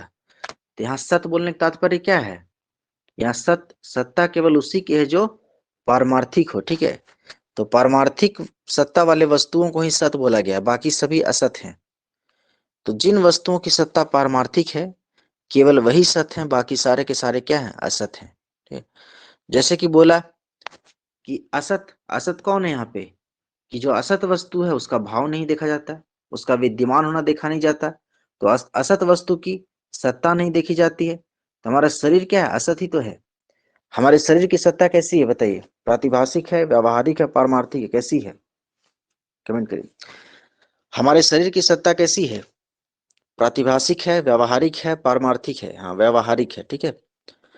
हाँ व्यावहारिक सत्ता है। व्यावहारिक सत्ता क्यों है, क्योंकि हम इस शरीर को छू सकते हैं, इसको व्यवहार में ला सकते हैं, प्रयोग में ला सकते हैं, कुछ देर व्यवहार में ला सकते हैं, कुछ देर के लिए सच प्रतीत होता है, कुछ देर के लिए हमारा शरीर जो है सच प्रतीत होता है, लेकिन हमेशा के लिए सच ये नहीं है, क्योंकि इसकी सत्ता नित्य नहीं है। तो दर्शन की भाषा में सत्य वही है जिसकी नित्य सत्ता हो। दर्शन की भाषा में सत्य वही है जो जिसकी पारमार्थिक सत्ता हो। पारमार्थिक माने शाश्वत, हमेशा के लिए। तो दर्शन की भाषा में सत्य वही है जिसकी पारमार्थिक सत्ता हो। भगवान श्री कृष्ण यहाँ समझाना चाह रहे हैं कि देखो अर्जुन, ये शरीर क्या है, ये असत है, और असत वस्तु का भाव नहीं देखा जाता है, यानी भाव होता ही नहीं, असत वस्तु का सत्ता नहीं होता है। यानी ये जो शरीर है ये भी एक तरह से क्या है, असत है। तो असत वस्तु का सत्ता होगा नहीं, ये आज न कल खत्म होगा ही, इसलिए इसके खत्म होने पे शोक मत करो। ये शरीर आज न कल खत्म होगा ही, क्यों, क्योंकि असत है। तो असत का भाव नहीं होता, यानी असत वस्तु का सत्ता नहीं होता। ये शरीर क्या है, असत है, तो इसकी सत्ता नहीं होगी, ये आज न कल ये खत्म होगा ही होगा। दूसरा बात क्या बोले, कि जो सत्य है, जो सत्य वस्तु है उसका अभाव नहीं होता। अब आत्मा क्या है, सत्य है। आत्मा की सत्ता क्या है, पारमार्थिक सत्ता है। आत्मा की सत्ता क्या है, शाश्वत सत्ता है। तो जो सत्य है उसका कभी अभाव नहीं होता, यानी आत्मा कभी मरता नहीं है, जो है वो हमेशा रहेगा। तो फिर यहाँ मर कहाँ कोई रहा है, शरीर को तो नष्ट होना ही है आज न कल, वो तो खत्म होगा ही। और आत्मा क्या है, सत्य है, तो सत्य वस्तु का अभाव नहीं होता है और असत वस्तु का भाव नहीं होता है। तो शरीर असत है तो उसका भाव होगा ही नहीं, वो आज न कल खत्म ही होगा। और जो सत्य है, जो आत्मा है, उसका अभाव नहीं होता, वो कभी न मरता। तुम कहाँ आत्मा को मार पाओगे, बिल्कुल ना मार पाओगे। तुम तो केवल शरीर को छिन्न भिन्न करोगे, आत्मा थोड़ी मरेगा।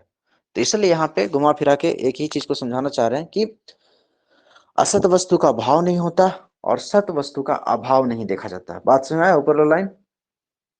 चलिए आगे हम देखते हैं नीचे वाला लाइन थोड़ा।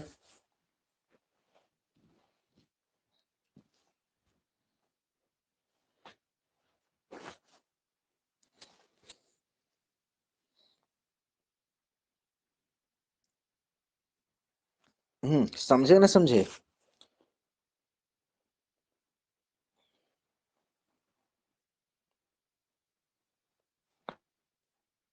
हम्म ठीक है, सबको समझ में आना चाहिए, नहीं समझ आ रहा तो पूछ लीजिए, है ना।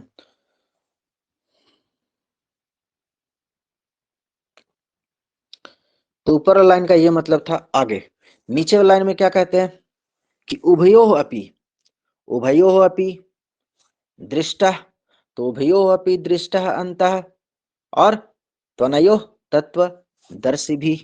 तो तत्वदर्शी भी माने तत्वदर्शी लोगों के द्वारा जो तत्व का दर्शन करते हैं। तत्व माने क्या होता है बताइए, तत्व मतलब ही वही चीज होता है, तत् प्लस त्व बना है तत्व, तत्व में बना है त्व प्रत्यय, तो बना है तत्वम।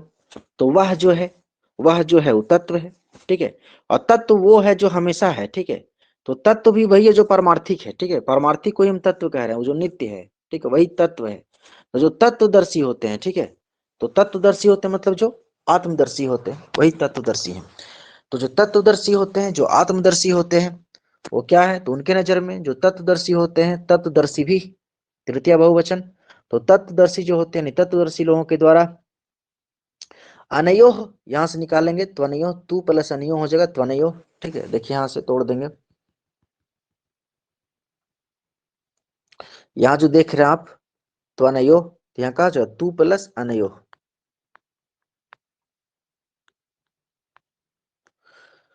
तू प्लस अनयोः, तो हो जाएगा तत्वदर्शी भी। उभयोः अनयोः, उभयोः अनयोः मने, अनयोः मने इन दोनों का, तो उभयोः मने इन दोनों का, इन दोनों का मतलब असत और सत, इन दोनों का क्या है भाई, तो बोले यहाँ पे अंतः, अंतः मने अंतिम निष्कर्ष दृष्टा मैंने देखा गया है। तो अंतिम निष्कर्ष देखा गया है। जो तत्वदर्शी लोग हैं उन लोगों के द्वारा इन दोनों का, असत का भी और सत का भी अंतिम निष्कर्ष देखा गया है। अंतिम निष्कर्ष क्या है? यही जो ऊपर बोले। अंतिम निष्कर्ष यही है कि जो असत है उसका भाव नहीं होता, यानी वो विद्यमान होता नहीं है। असत वस्तु की सत्ता नहीं होती है, ये निष्कर्ष है। तो असत वस्तु का निष्कर्ष क्या हुआ? अंतिम निष्कर्ष कि असत वस्तु की सत्ता नहीं होती है। सत वस्तु का निष्कर्ष क्या हुआ?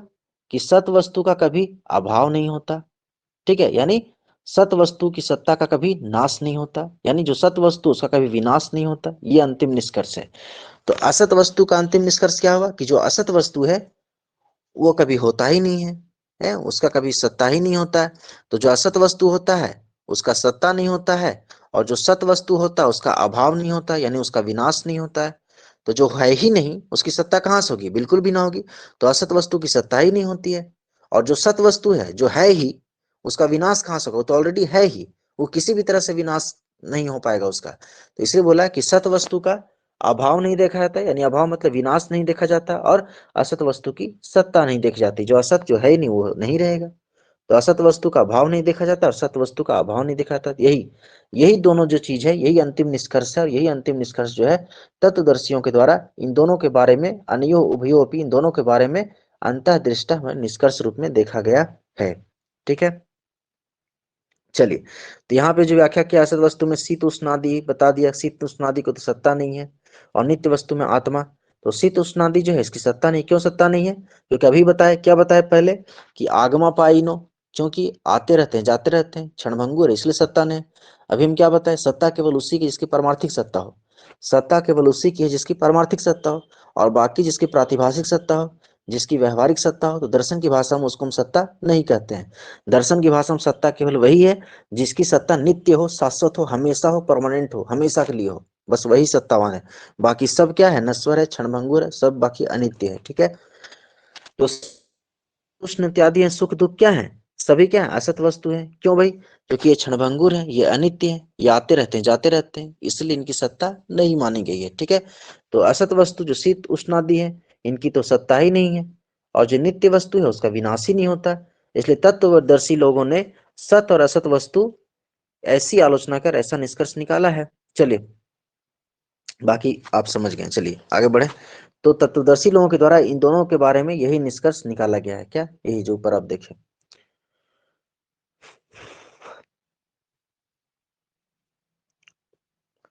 अब आते हैं 17वां नंबर। चलिए चलिए, इसको सीवेश गाइए।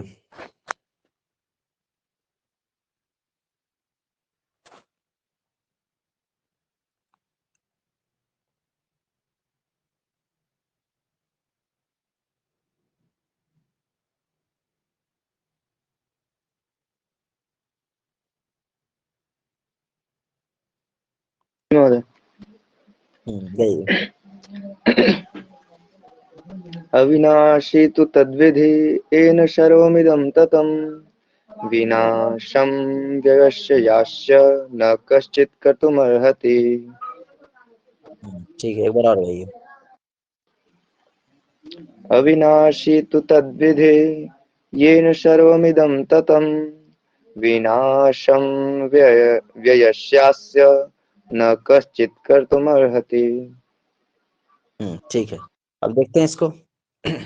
यहाँ पे भगवान क्या समझा रहे हैं 17वां में। यहाँ कहते हैं, क्या कहते हैं? तो कहते हैं अविनाशी तु तत्विधि येन सर्वमिदं ततम, और विनाशम अव्यवसाय है ना, विनाशम अव्यवस्य अस्य न कश्चित कर्तुम अर्हति, कोई भी करने में समर्थ नहीं है। क्या करने में समर्थ नहीं है? तो विनाशम कर्तुम, विनाश करने में कोई भी समर्थ नहीं है। किसका? तो बोला अस्य अव्यवस्य, है ना, अव्यय होगा। ठीक है, अव्यवस्य, जो इसको एक साथ पढ़ेंगे तो अव्यय, सॉरी इसको ऐसे लिखेंगे,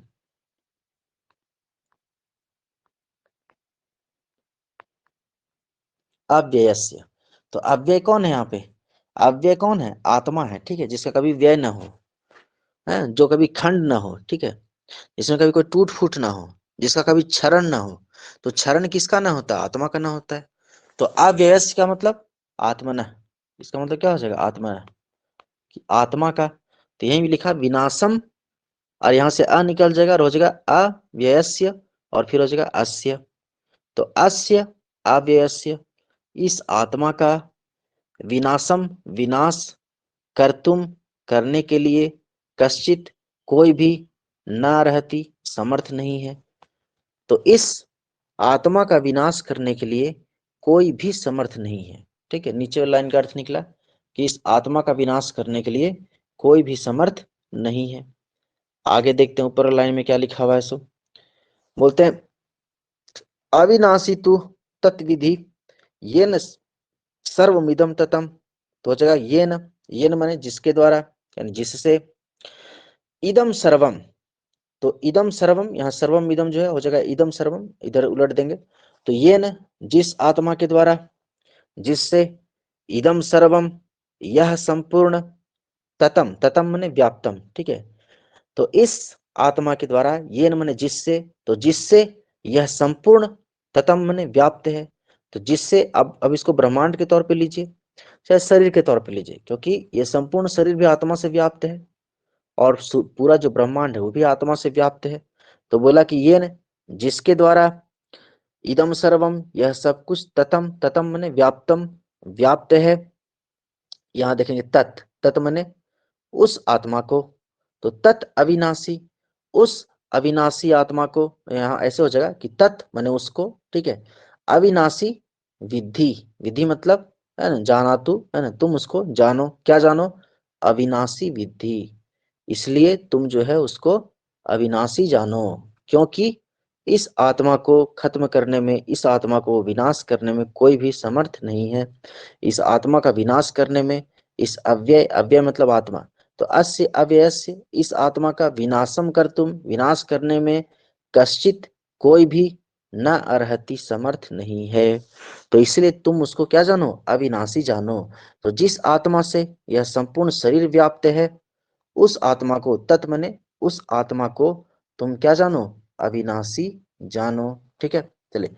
तो तत् विधि, यहाँ एक साथ समास हो गया इसलिए तत् आ गया। ठीक है, तो उसको तुम अविनाशी जानो। चलिए आगे बढ़ते हैं। तो भगवान यहाँ क्या बताए कि जो इस सारे शरीर में व्याप्त है उसे तुम अविनाशी जानो। ठीक है, वो कभी उसका नाश नहीं होता, क्योंकि इसका नाश करने में कोई भी समर्थ नहीं है।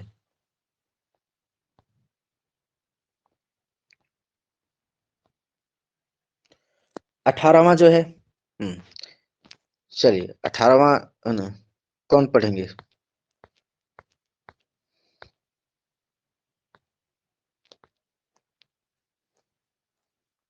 पढ़िए कोई, है ना, एक एक करके। मैं पढ़ूं? पढ़िए। अन्तवन्त इमे देहा नित्यस्योक्ताः शरीरिणः अनाशिनो अप्रमेयस्य तस्माद्युध्यस्व भारत। ठीक है, एक बार और पढ़िए इसको। अन्तवन्त इमे देहा नित्यस्योक्ताः शरीरिणः अनाशिनो अप्रमेयस्य तस्माद्युध्यस्य भारत। चलिए, बहुत अच्छा, अच्छा, चलिए इसको देखते हैं। अच्छा ठीक है, हाँ ठीक है, पढ़िए पढ़िए। हाँ, पाठ करना चाहिए, वाचन करना चाहिए, ज्यादा है नहीं, 25 ही है, पढ़िए। अन्तवन्त इमे देहा नित्यस्योक्तः शरीरिणः अनाशिनो प्रमेयस्य तस्मात् युध्यस्व भारत। ठीक है, एक बार और पढ़िए। अन्तवन्त इमे देहा नित्यस्योक्तः शरीरिणः अनाशिनो प्रमेयस्य तस्मात् युध्यस्व भारत। ठीक है, तो यहाँ भगवान क्या बोलते हैं, है ना? चलिए, बहुत अच्छा। यहाँ भगवान क्या बोल रहे हैं, देखिए। भगवान कहते हैं कि देखो अर्जुन, यह जो आत्मा है, इस जीवात्मा के, तो शरीरिणः, शरीरिणः कौन है? मतलब इस आत्मा के। शरीरिणः मतलब इस आत्मा के। तो शरीरिणः मतलब कैसे बना है? तो शरीरीन बना है। ठीक है, शरीरिणी यहाँ ऐसे बना है।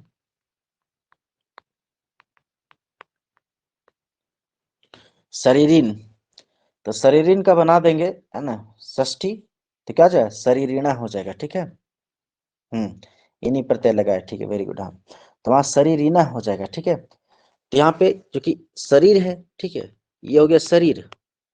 और शरीर में जो अच्छा 1 मिनट रुक, 5% बैटरी बचा के खत्म ना हो जाए। 1 मिनट रुक, समझिए ना तो।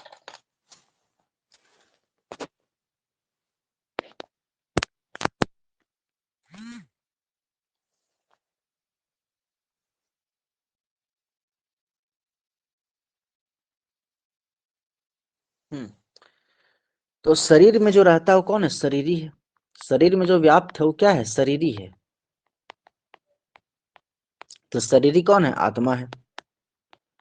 तो ये आत्मा है शरीरी, ठीक है। तो वही बोला कि शरीरी ना, यानी इस आत्मा के, यानी इस देहधारी जीव के, इस देहधारी आत्मा के, इस देहधारी जीव के। अब ये देहधारी जीव कैसा है, तो इसका कुछ विशेषता बताया गया है। क्या, तो चूंकि ये षष्ठी में है, इसका सारा विशेषण क्या होगा, षष्ठी में ही होगा। तो बोला नित्यस्य, नित्य। ये शरीरी कैसा है, ये जो आत्मा है, ये जीव कैसा है, नित्य है, यानी ये हमेशा है, शाश्वत है, नित्य है। उसके बाद यहाँ देखेंगे नीचे क्या लिखा हुआ, अनासीना, तो जिसका नाश नहीं हो, जो विनाश रहित है, वो क्या है, अनासीना। तो ये सारे इसके विशेषण है शरीरिणः के। तो नित्यस्य, अनासीनः, और फिर यहाँ है अप्रमेयस्य, ठीक है। तो अप्रमेयस्य मतलब यहाँ पे देखिए, यहाँ लिखा है अपरिमेय, ठीक है।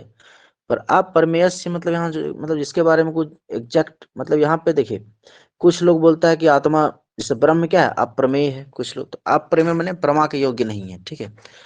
तो प्रमा यानी ज्ञान के योग्य नहीं है, उसको हम यूं नहीं जान सकते इतना आसानी से, ठीक है।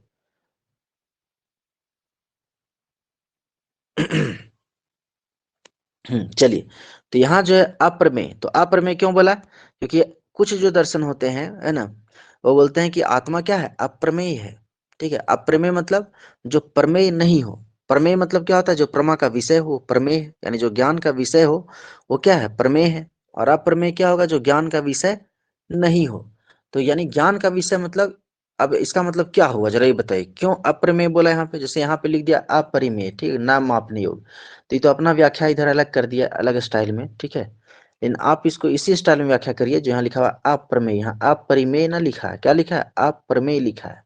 क्योंकि हम आत्मा को, जो सामान्य जो इंद्रिय हैं, ठीक है, जो समान ज्ञान के साधन, हम उनसे नहीं जान सकते हैं। कहने का मतलब, हम आत्मा को प्रत्यक्ष प्रमाण से नहीं जान सकते हैं, हम आत्मा को अनुमान के द्वारा भी नहीं जान सकते हैं, हम आत्मा को शब्द के द्वारा भी नहीं जान सकते हैं, हम आत्मा को उपमान के द्वारा भी नहीं जान सकते, नहीं अर्थापत्ति, किसी जो ज्ञान के जितने साधन हैं, प्रमा के जितने भी साधन है, प्रमाण, उनके द्वारा हम आत्मा को नहीं जान सकते हैं, इसलिए अप्रमेय है, ठीक है।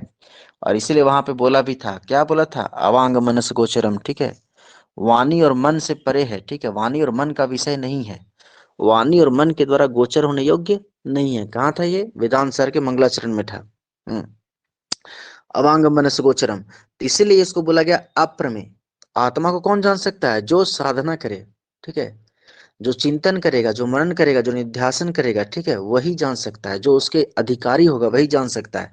ये आत्मा इतनी आसानी से जानने योग्य नहीं है कि आराम से बैठे रवि जान गया आत्मा के बारे में, वैसा नहीं है। इसलिए यहाँ पे बोला कि इस आत्मा का विशेषण बताया गया, आत्मा क्या है, तो बोला नित्य है, नित्यस्य शरीरिणः, नित्य शरीरी का, नित्य आत्मा का, अनासीनः शरीरिणः, जो विनाश रहित जो आत्मा है उसका, और अप्रमेयस्य शरीरिणः, जो अप्रमेय है, जो ज्ञान का विषय नहीं है। ज्ञान का विषय मतलब ज्ञान का विषय तो है ही, लेकिन इंद्रियों के ज्ञान का विषय नहीं है। आप इंद्रियों से नहीं जान सकते हैं। हम इंद्रियों से भी आत्मा के बारे में क्या जान रहे हैं, बस लिखा हुआ चीज जान रहे हैं। क्या सही में रियलाइज कर पा रहे हैं, क्या नहीं कर पा रहे हैं, ठीक है। तो ये सामान्य इंद्रियों का सामान्य जो प्रमाण है उसका विषय नहीं है, बाकी तो विषय है ही, जानने योग्य चीज है ना। आत्मा वार द्रष्टव्य बोला गया है, कहाँ बोला गया है, आत्मा वार द्रष्टव्य, कि अरे आत्मा ही जानने योग्य है, आत्मा ही देखने योग्य है, ठीक है।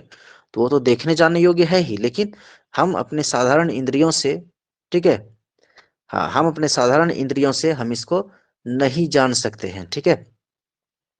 लक्षणा से इंद्रिय इंद्रिय नहीं लाएंगे, ठीक है। इंद्रिय जो है ना, हाँ, इंद्रिय लक्षणा से ले आएंगे फिर इंद्रिय ही हो जाएगा ना, ठीक है ना। हाँ, लक्षणा से लेंगे तो इंद्रिय ही हो जाएगा, समझ रहे हैं। तो मेरा उद्देश्य वहाँ इंद्रिय लाना नहीं है, ठीक है। हम वहाँ इंद्रिय लाएंगे नहीं लाएंगे, ठीक है। तो वो सिंपल जो है आत्मा ज्ञान का विषय, मतलब हाँ बस इंद्रिय एक निमित्त बन रहा है, ठीक है क्या। तो बस शब्द ज्ञान का निमित्त बन रहा है, आत्मा का शब्द ज्ञान हो रहा है इंद्रिय के माध्यम से, ठीक है। आत्मा का ज्ञान हम इंद्रियों से नहीं हो रहा है, बस एक शब्द ज्ञान हो रहा है, हाँ भाई आत्मा कोई चीज है। लेकिन गीता पढ़ने सब तो एकदम भगवान जैसा होने जाएगा, हो जाएगा, नहीं होगा। क्यों? क्योंकि हमको उसके अनुसार आचरण करना पड़ेगा, पालन करना पड़ेगा, व्यवहार में लाना पड़ेगा, चिंतन करना पड़ेगा, तप करना पड़ेगा, साधना करना पड़ेगा, तब जाके होगा, ठीक है। तो सामान्य इंद्रियों से हम उसको नहीं जान सकते हैं, ठीक है। तो यहाँ जो भाई बोला कि क्या है, अप्रमेय है, तो ये शरीर कैसा है, तो बोला नित्य है, अनासी अनासीन है और अप्रमेय है।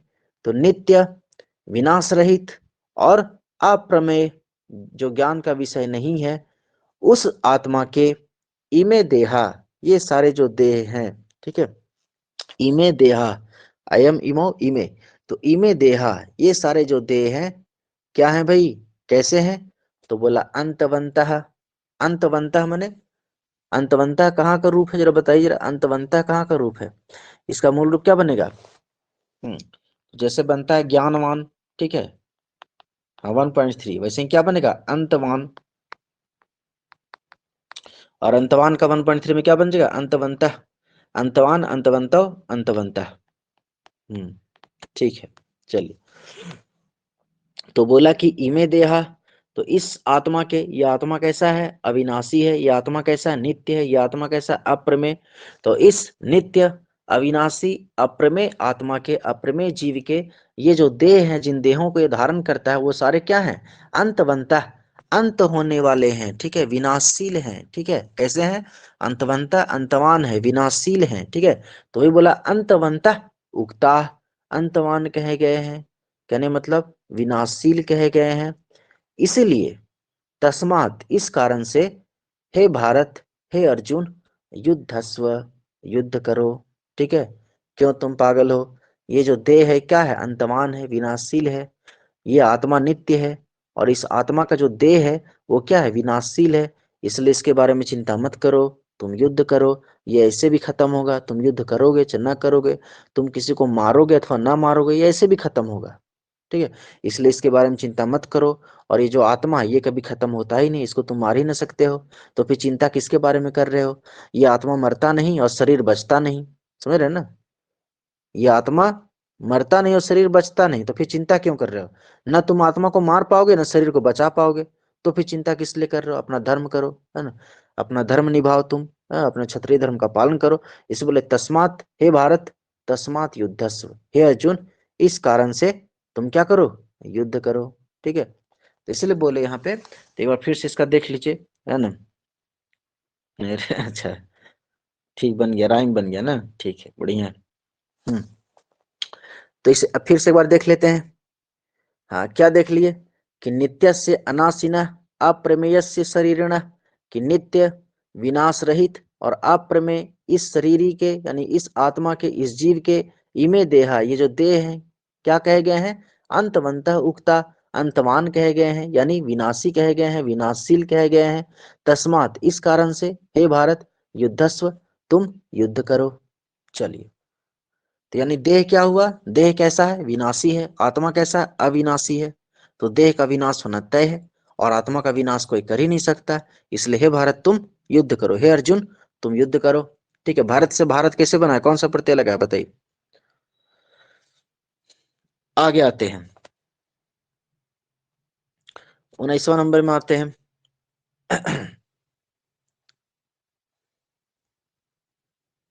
अण प्रत्यय लगा है, ठीक है।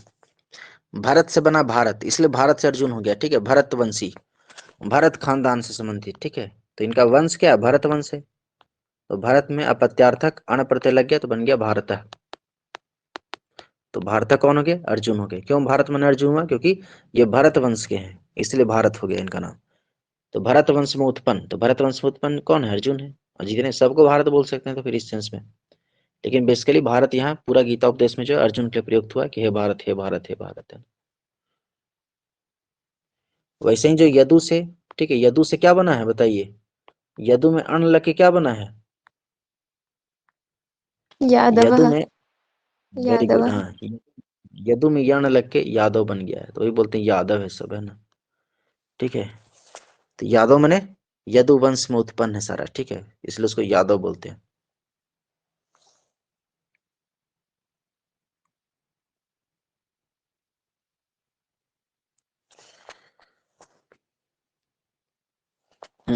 चलिए, ठीक है, इसको जो है ना, कौन गाएंगे इसको, है ना, गाइए। मैं गाती हूँ। गाइए।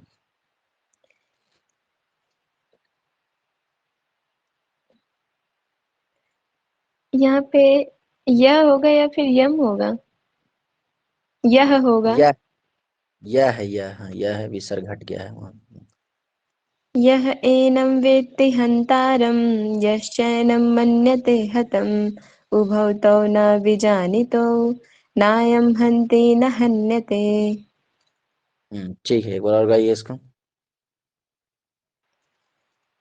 यह एनं वेत्ति हन्तारं यश्चैनं मन्यते हतम् उभौ तौ न विजानीतो नायं हन्ति न हन्यते। ठीक है, चलिए, हाँ, विद्याधर, हाँ, गाइए। ठीक है, बहुत अच्छा, हाँ, ठीक है। य एनं वेत्ति हन्तारं यश्चैनं मन्यते हतम् उभौ तौ न विजानीतो नायं हन्ति न हन्यते। ठीक है, चलिए, तो अब यहाँ जो है क्या बोला जा रहा है, जरा इसको देखिए। यहाँ पे भगवान बहुत बड़ा रहस्य समझाते हैं उसको। जैसे इतना बात बता रहे हैं, फिर भी समझ में आएगा नहीं, ठीक है, आदमी है। सॉरी, आदमी को जल्दी बात समझ में आता नहीं, समझा रहे हैं, ठीक है, वो समझेगा ही नहीं, ठीक है। अभी देखिए, बहुत बहुत सारा बात बोलेंगे, है ना। हाँ, दोनों होगा, ठीक है, विकल्प से वहाँ विसर्ग का लोप हो जाता है, समझ रहे हैं ना। अचिच सूत्र है ना, सो है ना, वहाँ संधि हुआ है वहाँ पे। हाँ, हाँ, तो दोनों वहाँ, यह भी होगा, यह भी हो जाएगा, दोनों, कोई दिक्कत नहीं वहाँ पे, है ना। बाद में आचार्य स्वर रहे तो वहाँ विसर्ग का लोप हो जाता है ना?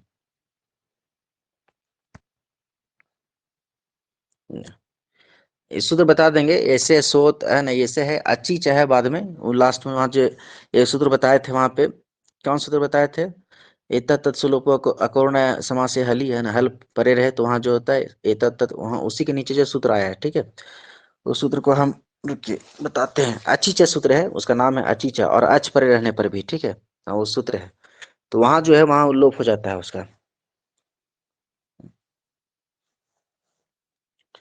आगे देखिए, तो यहाँ पे जो है क्या बोल रहे हैं, है ना, क्या मोह भगो, है ना, यहाँ पे वो अभी अप्लाई ना होगा, देखते हैं ना, वो नहीं है, ठीक है, मोह भगो वाला ना है ना, सो अच्छी लोपे ये है, ठीक है, ये वाला है। हाँ, मोह भगो वाला यहाँ अप्लाई ना हो रहा है, वो ना है। हाँ, अच्छी लोपे है, हाँ, कि बात पूर्ति अगर करना हो, हाँ, आज, हाँ, आज का जहाँ लोप हो, है ना, तो वहां भी जो है वहां पे लोप हो जाता है विसर्ग का। चलिए, आगे देखते हैं इसको,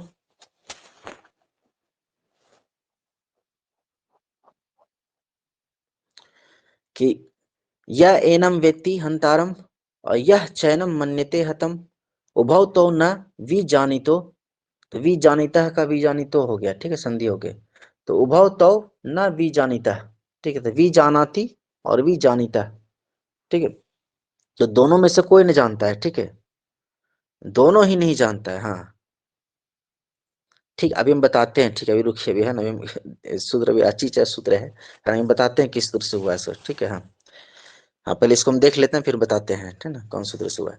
चलिए, तो यहाँ पहले देख लीजिए कि यह एनम वेति हंतारम यस्यैनम मन्यते हतम उभौ तौ न विजानितो नायम हंति न हन्यते, तो बोला दोनों में से कोई नहीं जानता है, जो ये सोचता है, तो यह एनम वेति हंतारम, जो एनम, एनम माने इसको, हंतारम, तो हंतारम माने हत्या करने वाला, है ना, हंतारम माने हत्या करने वाला, वध करने वाला, और वेति माने जानता है, समझता है, तो जो व्यक्ति, यह मतलब जो व्यक्ति, एनम मतलब इस जीवात्मा को, इस आत्मा को, हंतारम वेति, हंता समझता है, मारने वाला समझता है, वध करने वाला समझता है, और च माने और, जो यह, तो जो, तो यश चैनम मतलब और जो, एनम माने इसको, मन्यते हतम, हतम मन्यते मरा हुआ समझता है, ठीक है, तो जो व्यक्ति इस आत्मा को मारने वाला समझता है, अथवा जो व्यक्ति इस आत्मा को मरा हुआ समझता है कि हाँ ये आत्मा मर गया, ठीक है, उभव, उभव तो माने वो दोनों ही क्या है, ना भी जानिता, दोनों ही नहीं जानते हैं। क्यों भाई? क्योंकि नायम हंति, न तो यह आत्मा किसी को मारता है, और न हन्यते, न मारा जाता है। ठीक है, तो यह आत्मा न तो किसी को मारता है और न ही मारा जाता है। इसलिए हे अर्जुन, तुम ये मत सोचो कि हम मार रहे हैं किसी को, और ये भी मत सोचो कि कोई मर रहा है। न तो तुम मार रहे हो और न ही कोई मर रहा है। ठीक है, दोनों ही बातें गलत हैं। न तो तुम किसी को मार रहे हो और न कोई मर रहा है। इसलिए तुम अगर ये सोच रहे हो कि मैं मार रहा हूँ, कुछ लोग मर जा रहा है, तो तुम बिल्कुल न जान रहे हो, तुमको फिर कुछ नॉलेज ही नहीं है, तुम जान ही न रहे हो। क्यों भाई? क्योंकि ये आत्मा न तो किसी को मारता है और न ही खुद मरता है। ठीक है, चलिए, तो ये बात यहाँ पे बताए। तो क्यों बताए? ताकि ये मत समझो कि हम मारेंगे तो पाप लग जाएगा, तो केवल मेरे चलते मर रहा है। तो इस कारण से यहाँ पे बताए। क्यों आत्मा क्यों किसी मारेगा? कोई मतलब ही ना बनता है। ठीक है, तो इसलिए वहां बताया कि आत्मा ना किसी को मारता है। ठीक है, इसे बोले तुम जो है ये मत सोचो कि हम ही मार रहे हैं तो हमको पाप हो जाएगा, हम हनन करने वाले करता है। ठीक है, और यहाँ कुछ लोग मर रहे हैं, तो ये सब सारा कुछ दिमाग से तुम बात हटा दो। चलिए आगे 20वां नंबर है ना। चलिए 20वां नंबर कौन पढ़ेंगे? पढ़िए।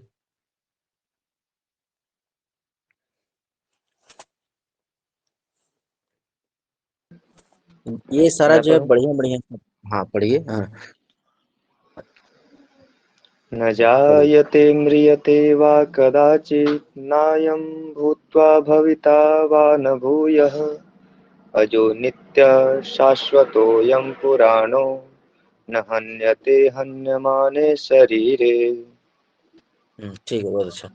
चलिए, हाँ विद्याधर, हाँ पढ़िए।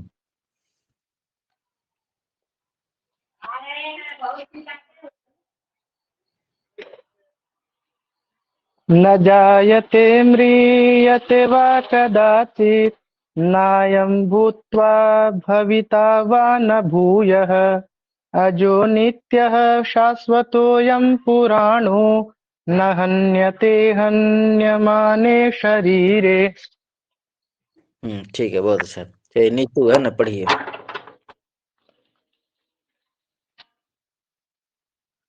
म्रियते वा कदाचिन् नायं भूत्वा भविता वन भूया अजो नित्यशाश्वतोऽयं पुराणो नाहन्यते हन्यमाने शरीरे।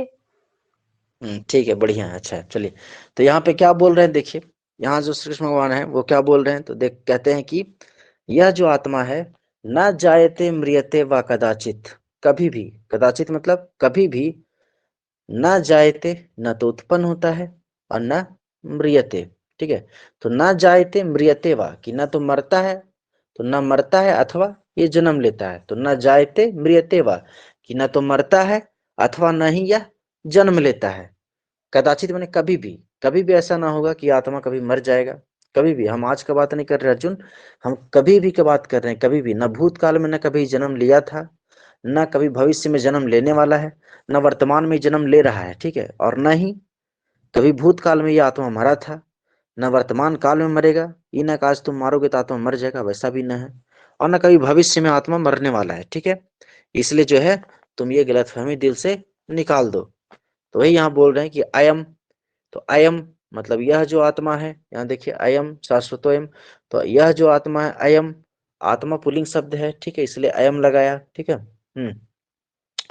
तो आत्मा पुल्लिंग शब्द है, तो इसलिए अयम, तो यह जो आत्मा है, क्या बोला? कदाचित कभी भी, न जायते न जन्म लेता है, वा अथवा न म्रियते न ही मरता है। आगे देखें, फिर वहां आगे लिखे कि भूतवा वा, भूतवा वा, भूतवा मने होकर, होकर मने उत्पन्न होकर। भूतवा में कौन सा प्रत्यय है? तत्वा प्रत्यय है। चलिए ठीक है, त्वा प्रत्यय, हाँ। तो वा मने अथवा, अथवा ये मत सोचना कि भूतवा मतलब कभी उत्पन्न होकर। ठीक है, और फिर न भूया, तो ना ही कभी, अथवा न, अथवा न उत्पन्न होकर। तो यहाँ बोले, यहाँ क्या होगा? अथवा उत्पन्न होकर, भूया न भविता। तो भूया न भविता कि पुनः जो है उत्पन्न नहीं होता है। तो यहाँ पे ऐसे हो जाएगा। ठीक है, कि उत्पन्न होकर यह फिर से पुनः उत्पन्न नहीं होता है। तो भूत्वा वा अथवा उत्पन्न होकर, भूया मने पुनः, भूया मने क्या हो जाएगा? पुनः, उत्पन्न होकर पुनः न भविता, न होने वाला है, ठीक है। तो उत्पन्न होकर फिर से जो पुनः उत्पन्न ये नहीं होता है, तो ये हो जाएगा भूत्वा, अथवा उत्पन्न होकर पुनः उत्पन्न नहीं होता है, ठीक है। मतलब कहने मतलब वही चीज हुआ कि भविता मैंने उत्पन्न होने वाला है, ठीक है। तो नहीं उत्पन्न होकर फिर से उत्पन्न होने वाला है, ठीक है। तो इसलिए ये मत सोचना तुम कि आत्मा कभी मरता है या जीता है या जन्म लेता है। ये भी मत सोचना कि कभी उत्पन्न होकर फिर उत्पन्न होने वाला है, कि फिर उत्पन्न होगा कभी और उस प्रकार से उत्पन्न होगा। तो उत्पन्न होकर फिर से उत्पन्न होने वाला है, तुम ये भी मत सोचना। तो यहाँ भूया का मतलब क्या है? पुनः। तो पुनः भूत्वा मैंने उत्पन्न होकर, भविता होने वाला है, फिर से आत्मा हो जन्म लेने वाला है, ऐसा कुछ नहीं है। तो ये बोले कि भूत्वा वा, अथवा उत्पन्न होकर है, भविता न, कि फिर से उत्पन्न होने वाला नहीं है। आगे लिखते हैं भगवान, क्या लिखते हैं? माने बोलते हैं, लिखते तो वेद व्यास हैं, चलिए वो भी बोलते हैं, लिखते कौन है? श्री गणेश जी। चलिए आगे। तो बोला अजह, यह आत्मा कैसा है? अजह। जह माने जन्म लेना, अजह माने जो अजन्मा है, ठीक है। आत्मा कैसा है? हाँ ना, भविता में जो वहां अक्ता प्रत्यय नहीं है, ठीक है। भविता में अक्ता प्रत्यय नहीं है। क्या है बताइए? लकार है। कौन सा लकार है बताइए जरा, कौन सा लकार है? चलिए, क्या स्त्रीलिंग में है? नहीं। भविता, भवितारो, भवितारा, सुने हैं ना? तो हाँ, लुट लकार है वहां पे, ठीक है। लकार है वो, वहां अक्ता प्रत्यय नहीं है। तो भविता, भवितारो, भवितारा, ये तो वहां उत्पन्न होने वाला है ना। वो है वहां पे। चलिए, जैसे पठिता, पठितारो, पठितारा। चलिए, उसी को क्या बोलते हैं फिर उत्तम पुरुष में? कैसे चलेगा? पठितास्मि, पठितास्मि, पठितास्व, पठितास्म। तो अहम पठितास्मि, मैं पढ़ने वाला हूं। सह पठिता, वह पढ़ने वाला है। तो ऐसे ही आत्मा भविता, आत्मा होने वाला है, ठीक है। आत्मा उत्पन्न होने वाला, ये है यहाँ पे, है ना, लुट लकार में। चलिए, इसको कौन सा बोलेंगे हिंदी में? क्या बोलेंगे इसको? तो जो 10 प्रकार के लकार हैं, ठीक है, 10 प्रकार के लकार हैं, है ना। वो लकार है, वहां लकार का फॉर्मेट चला है, ठीक है, समझ रहे हैं। भू में त्री चलेगा तो क्या बन जाएगा? हाँ, भवित्री। हाँ, भाव, भू से पहले भाव बनेगा, ठीक है, तब भवित्री बनेगा। और भवित्री मूल जब रूप बनेगा तब भविता बनेगा, ठीक है। तो ये जो हो जाएगा कौन सा भूतकाल होगा, है ना। तो एक देखिए, भूतकाल बोलते मैंने भविष्य काल, ठीक है। एक मिनट रुकिए।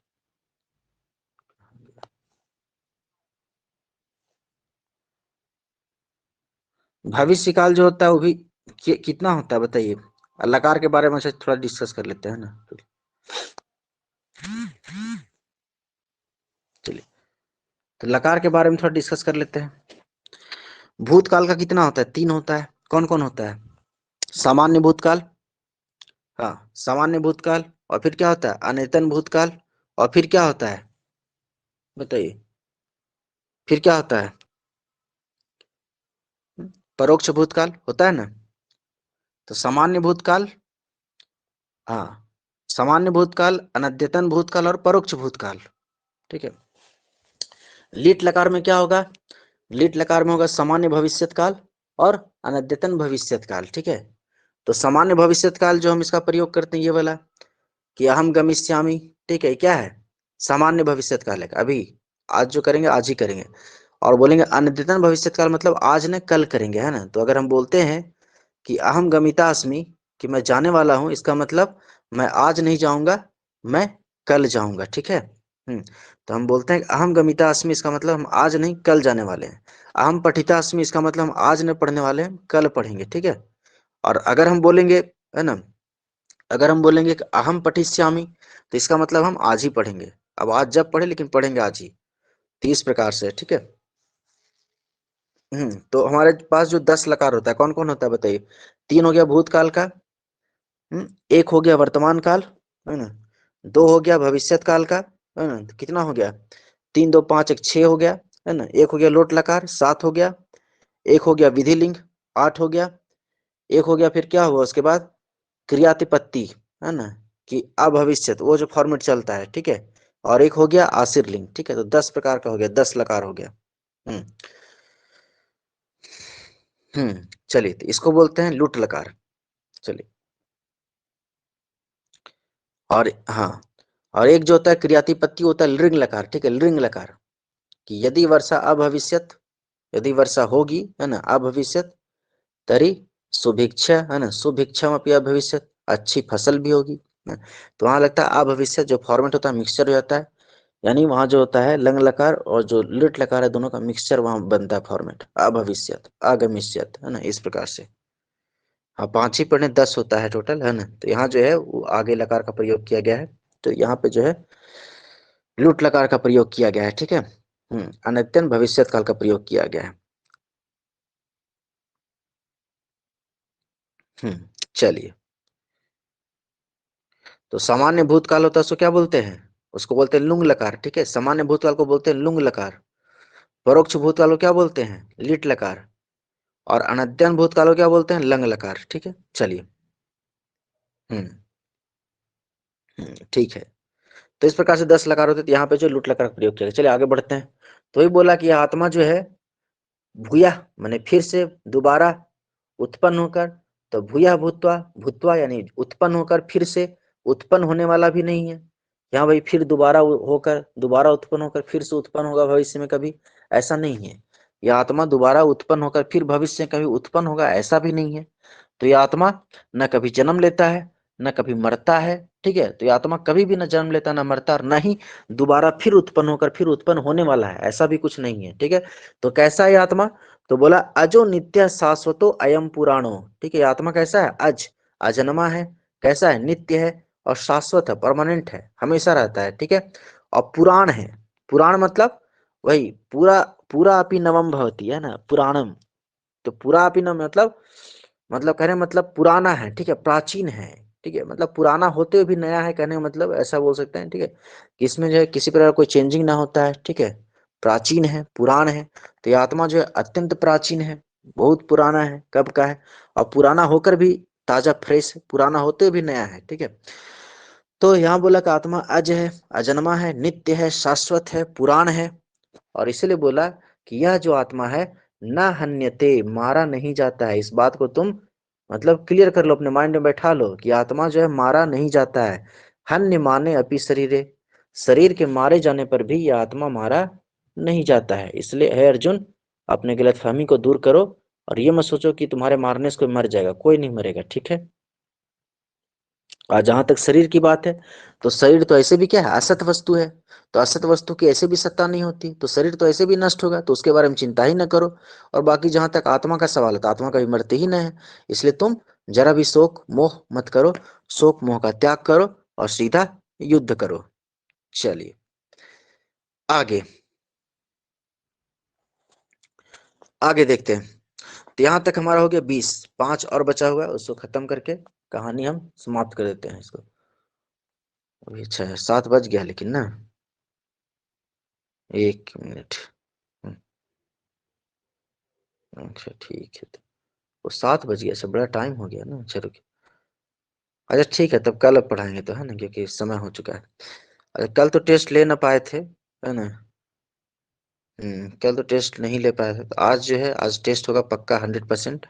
कल हम, है ना, तो आज जो पीजीटी का जो आपका दोनों मिला के टेस्ट होगा, है ना, दोनों मिला कर टेस्ट होगा। जो कल जो बुद्ध चरित्र में जो पढ़ा है वहां से भी होगा, और यहाँ जो गीता में यहाँ तक पढ़ चुके हैं, 13 से लेकर 20 तक पढ़ चुके हैं, यानी कि कितना पढ़ लिए हैं, 13 से लेकर 20 तक 8 पढ़ चुके हैं, ठीक है। तो 8 श्लोक यहाँ, और ये अनुष्टुप छंद में है सारा, तो इसलिए श्लोक बोलेंगे, इसको कोई दिक्कत नहीं है। तो 8 यहाँ पढ़ चुके हैं, और बाकी जो उधर 10 उधर, यानी 18 श्लोक है, 18 जो है पद्य आपके पास, 18 पद्य से क्वेश्चन पूछा जाएगा, 10 बुद्ध चरितम से और 8 यहाँ से। तो ठीक है, उसको तैयार रखिएगा। हम्म चलिए ठीक है, तो ठीक है, सबको धन्यवाद, है ना। फिर हम लोग मिलते हैं कल, और समय अब 5 बजे हम आ जाया करेंगे, तो इसलिए आप लोग भी समय पे आ जाइए। ठीक है, धन्यवाद।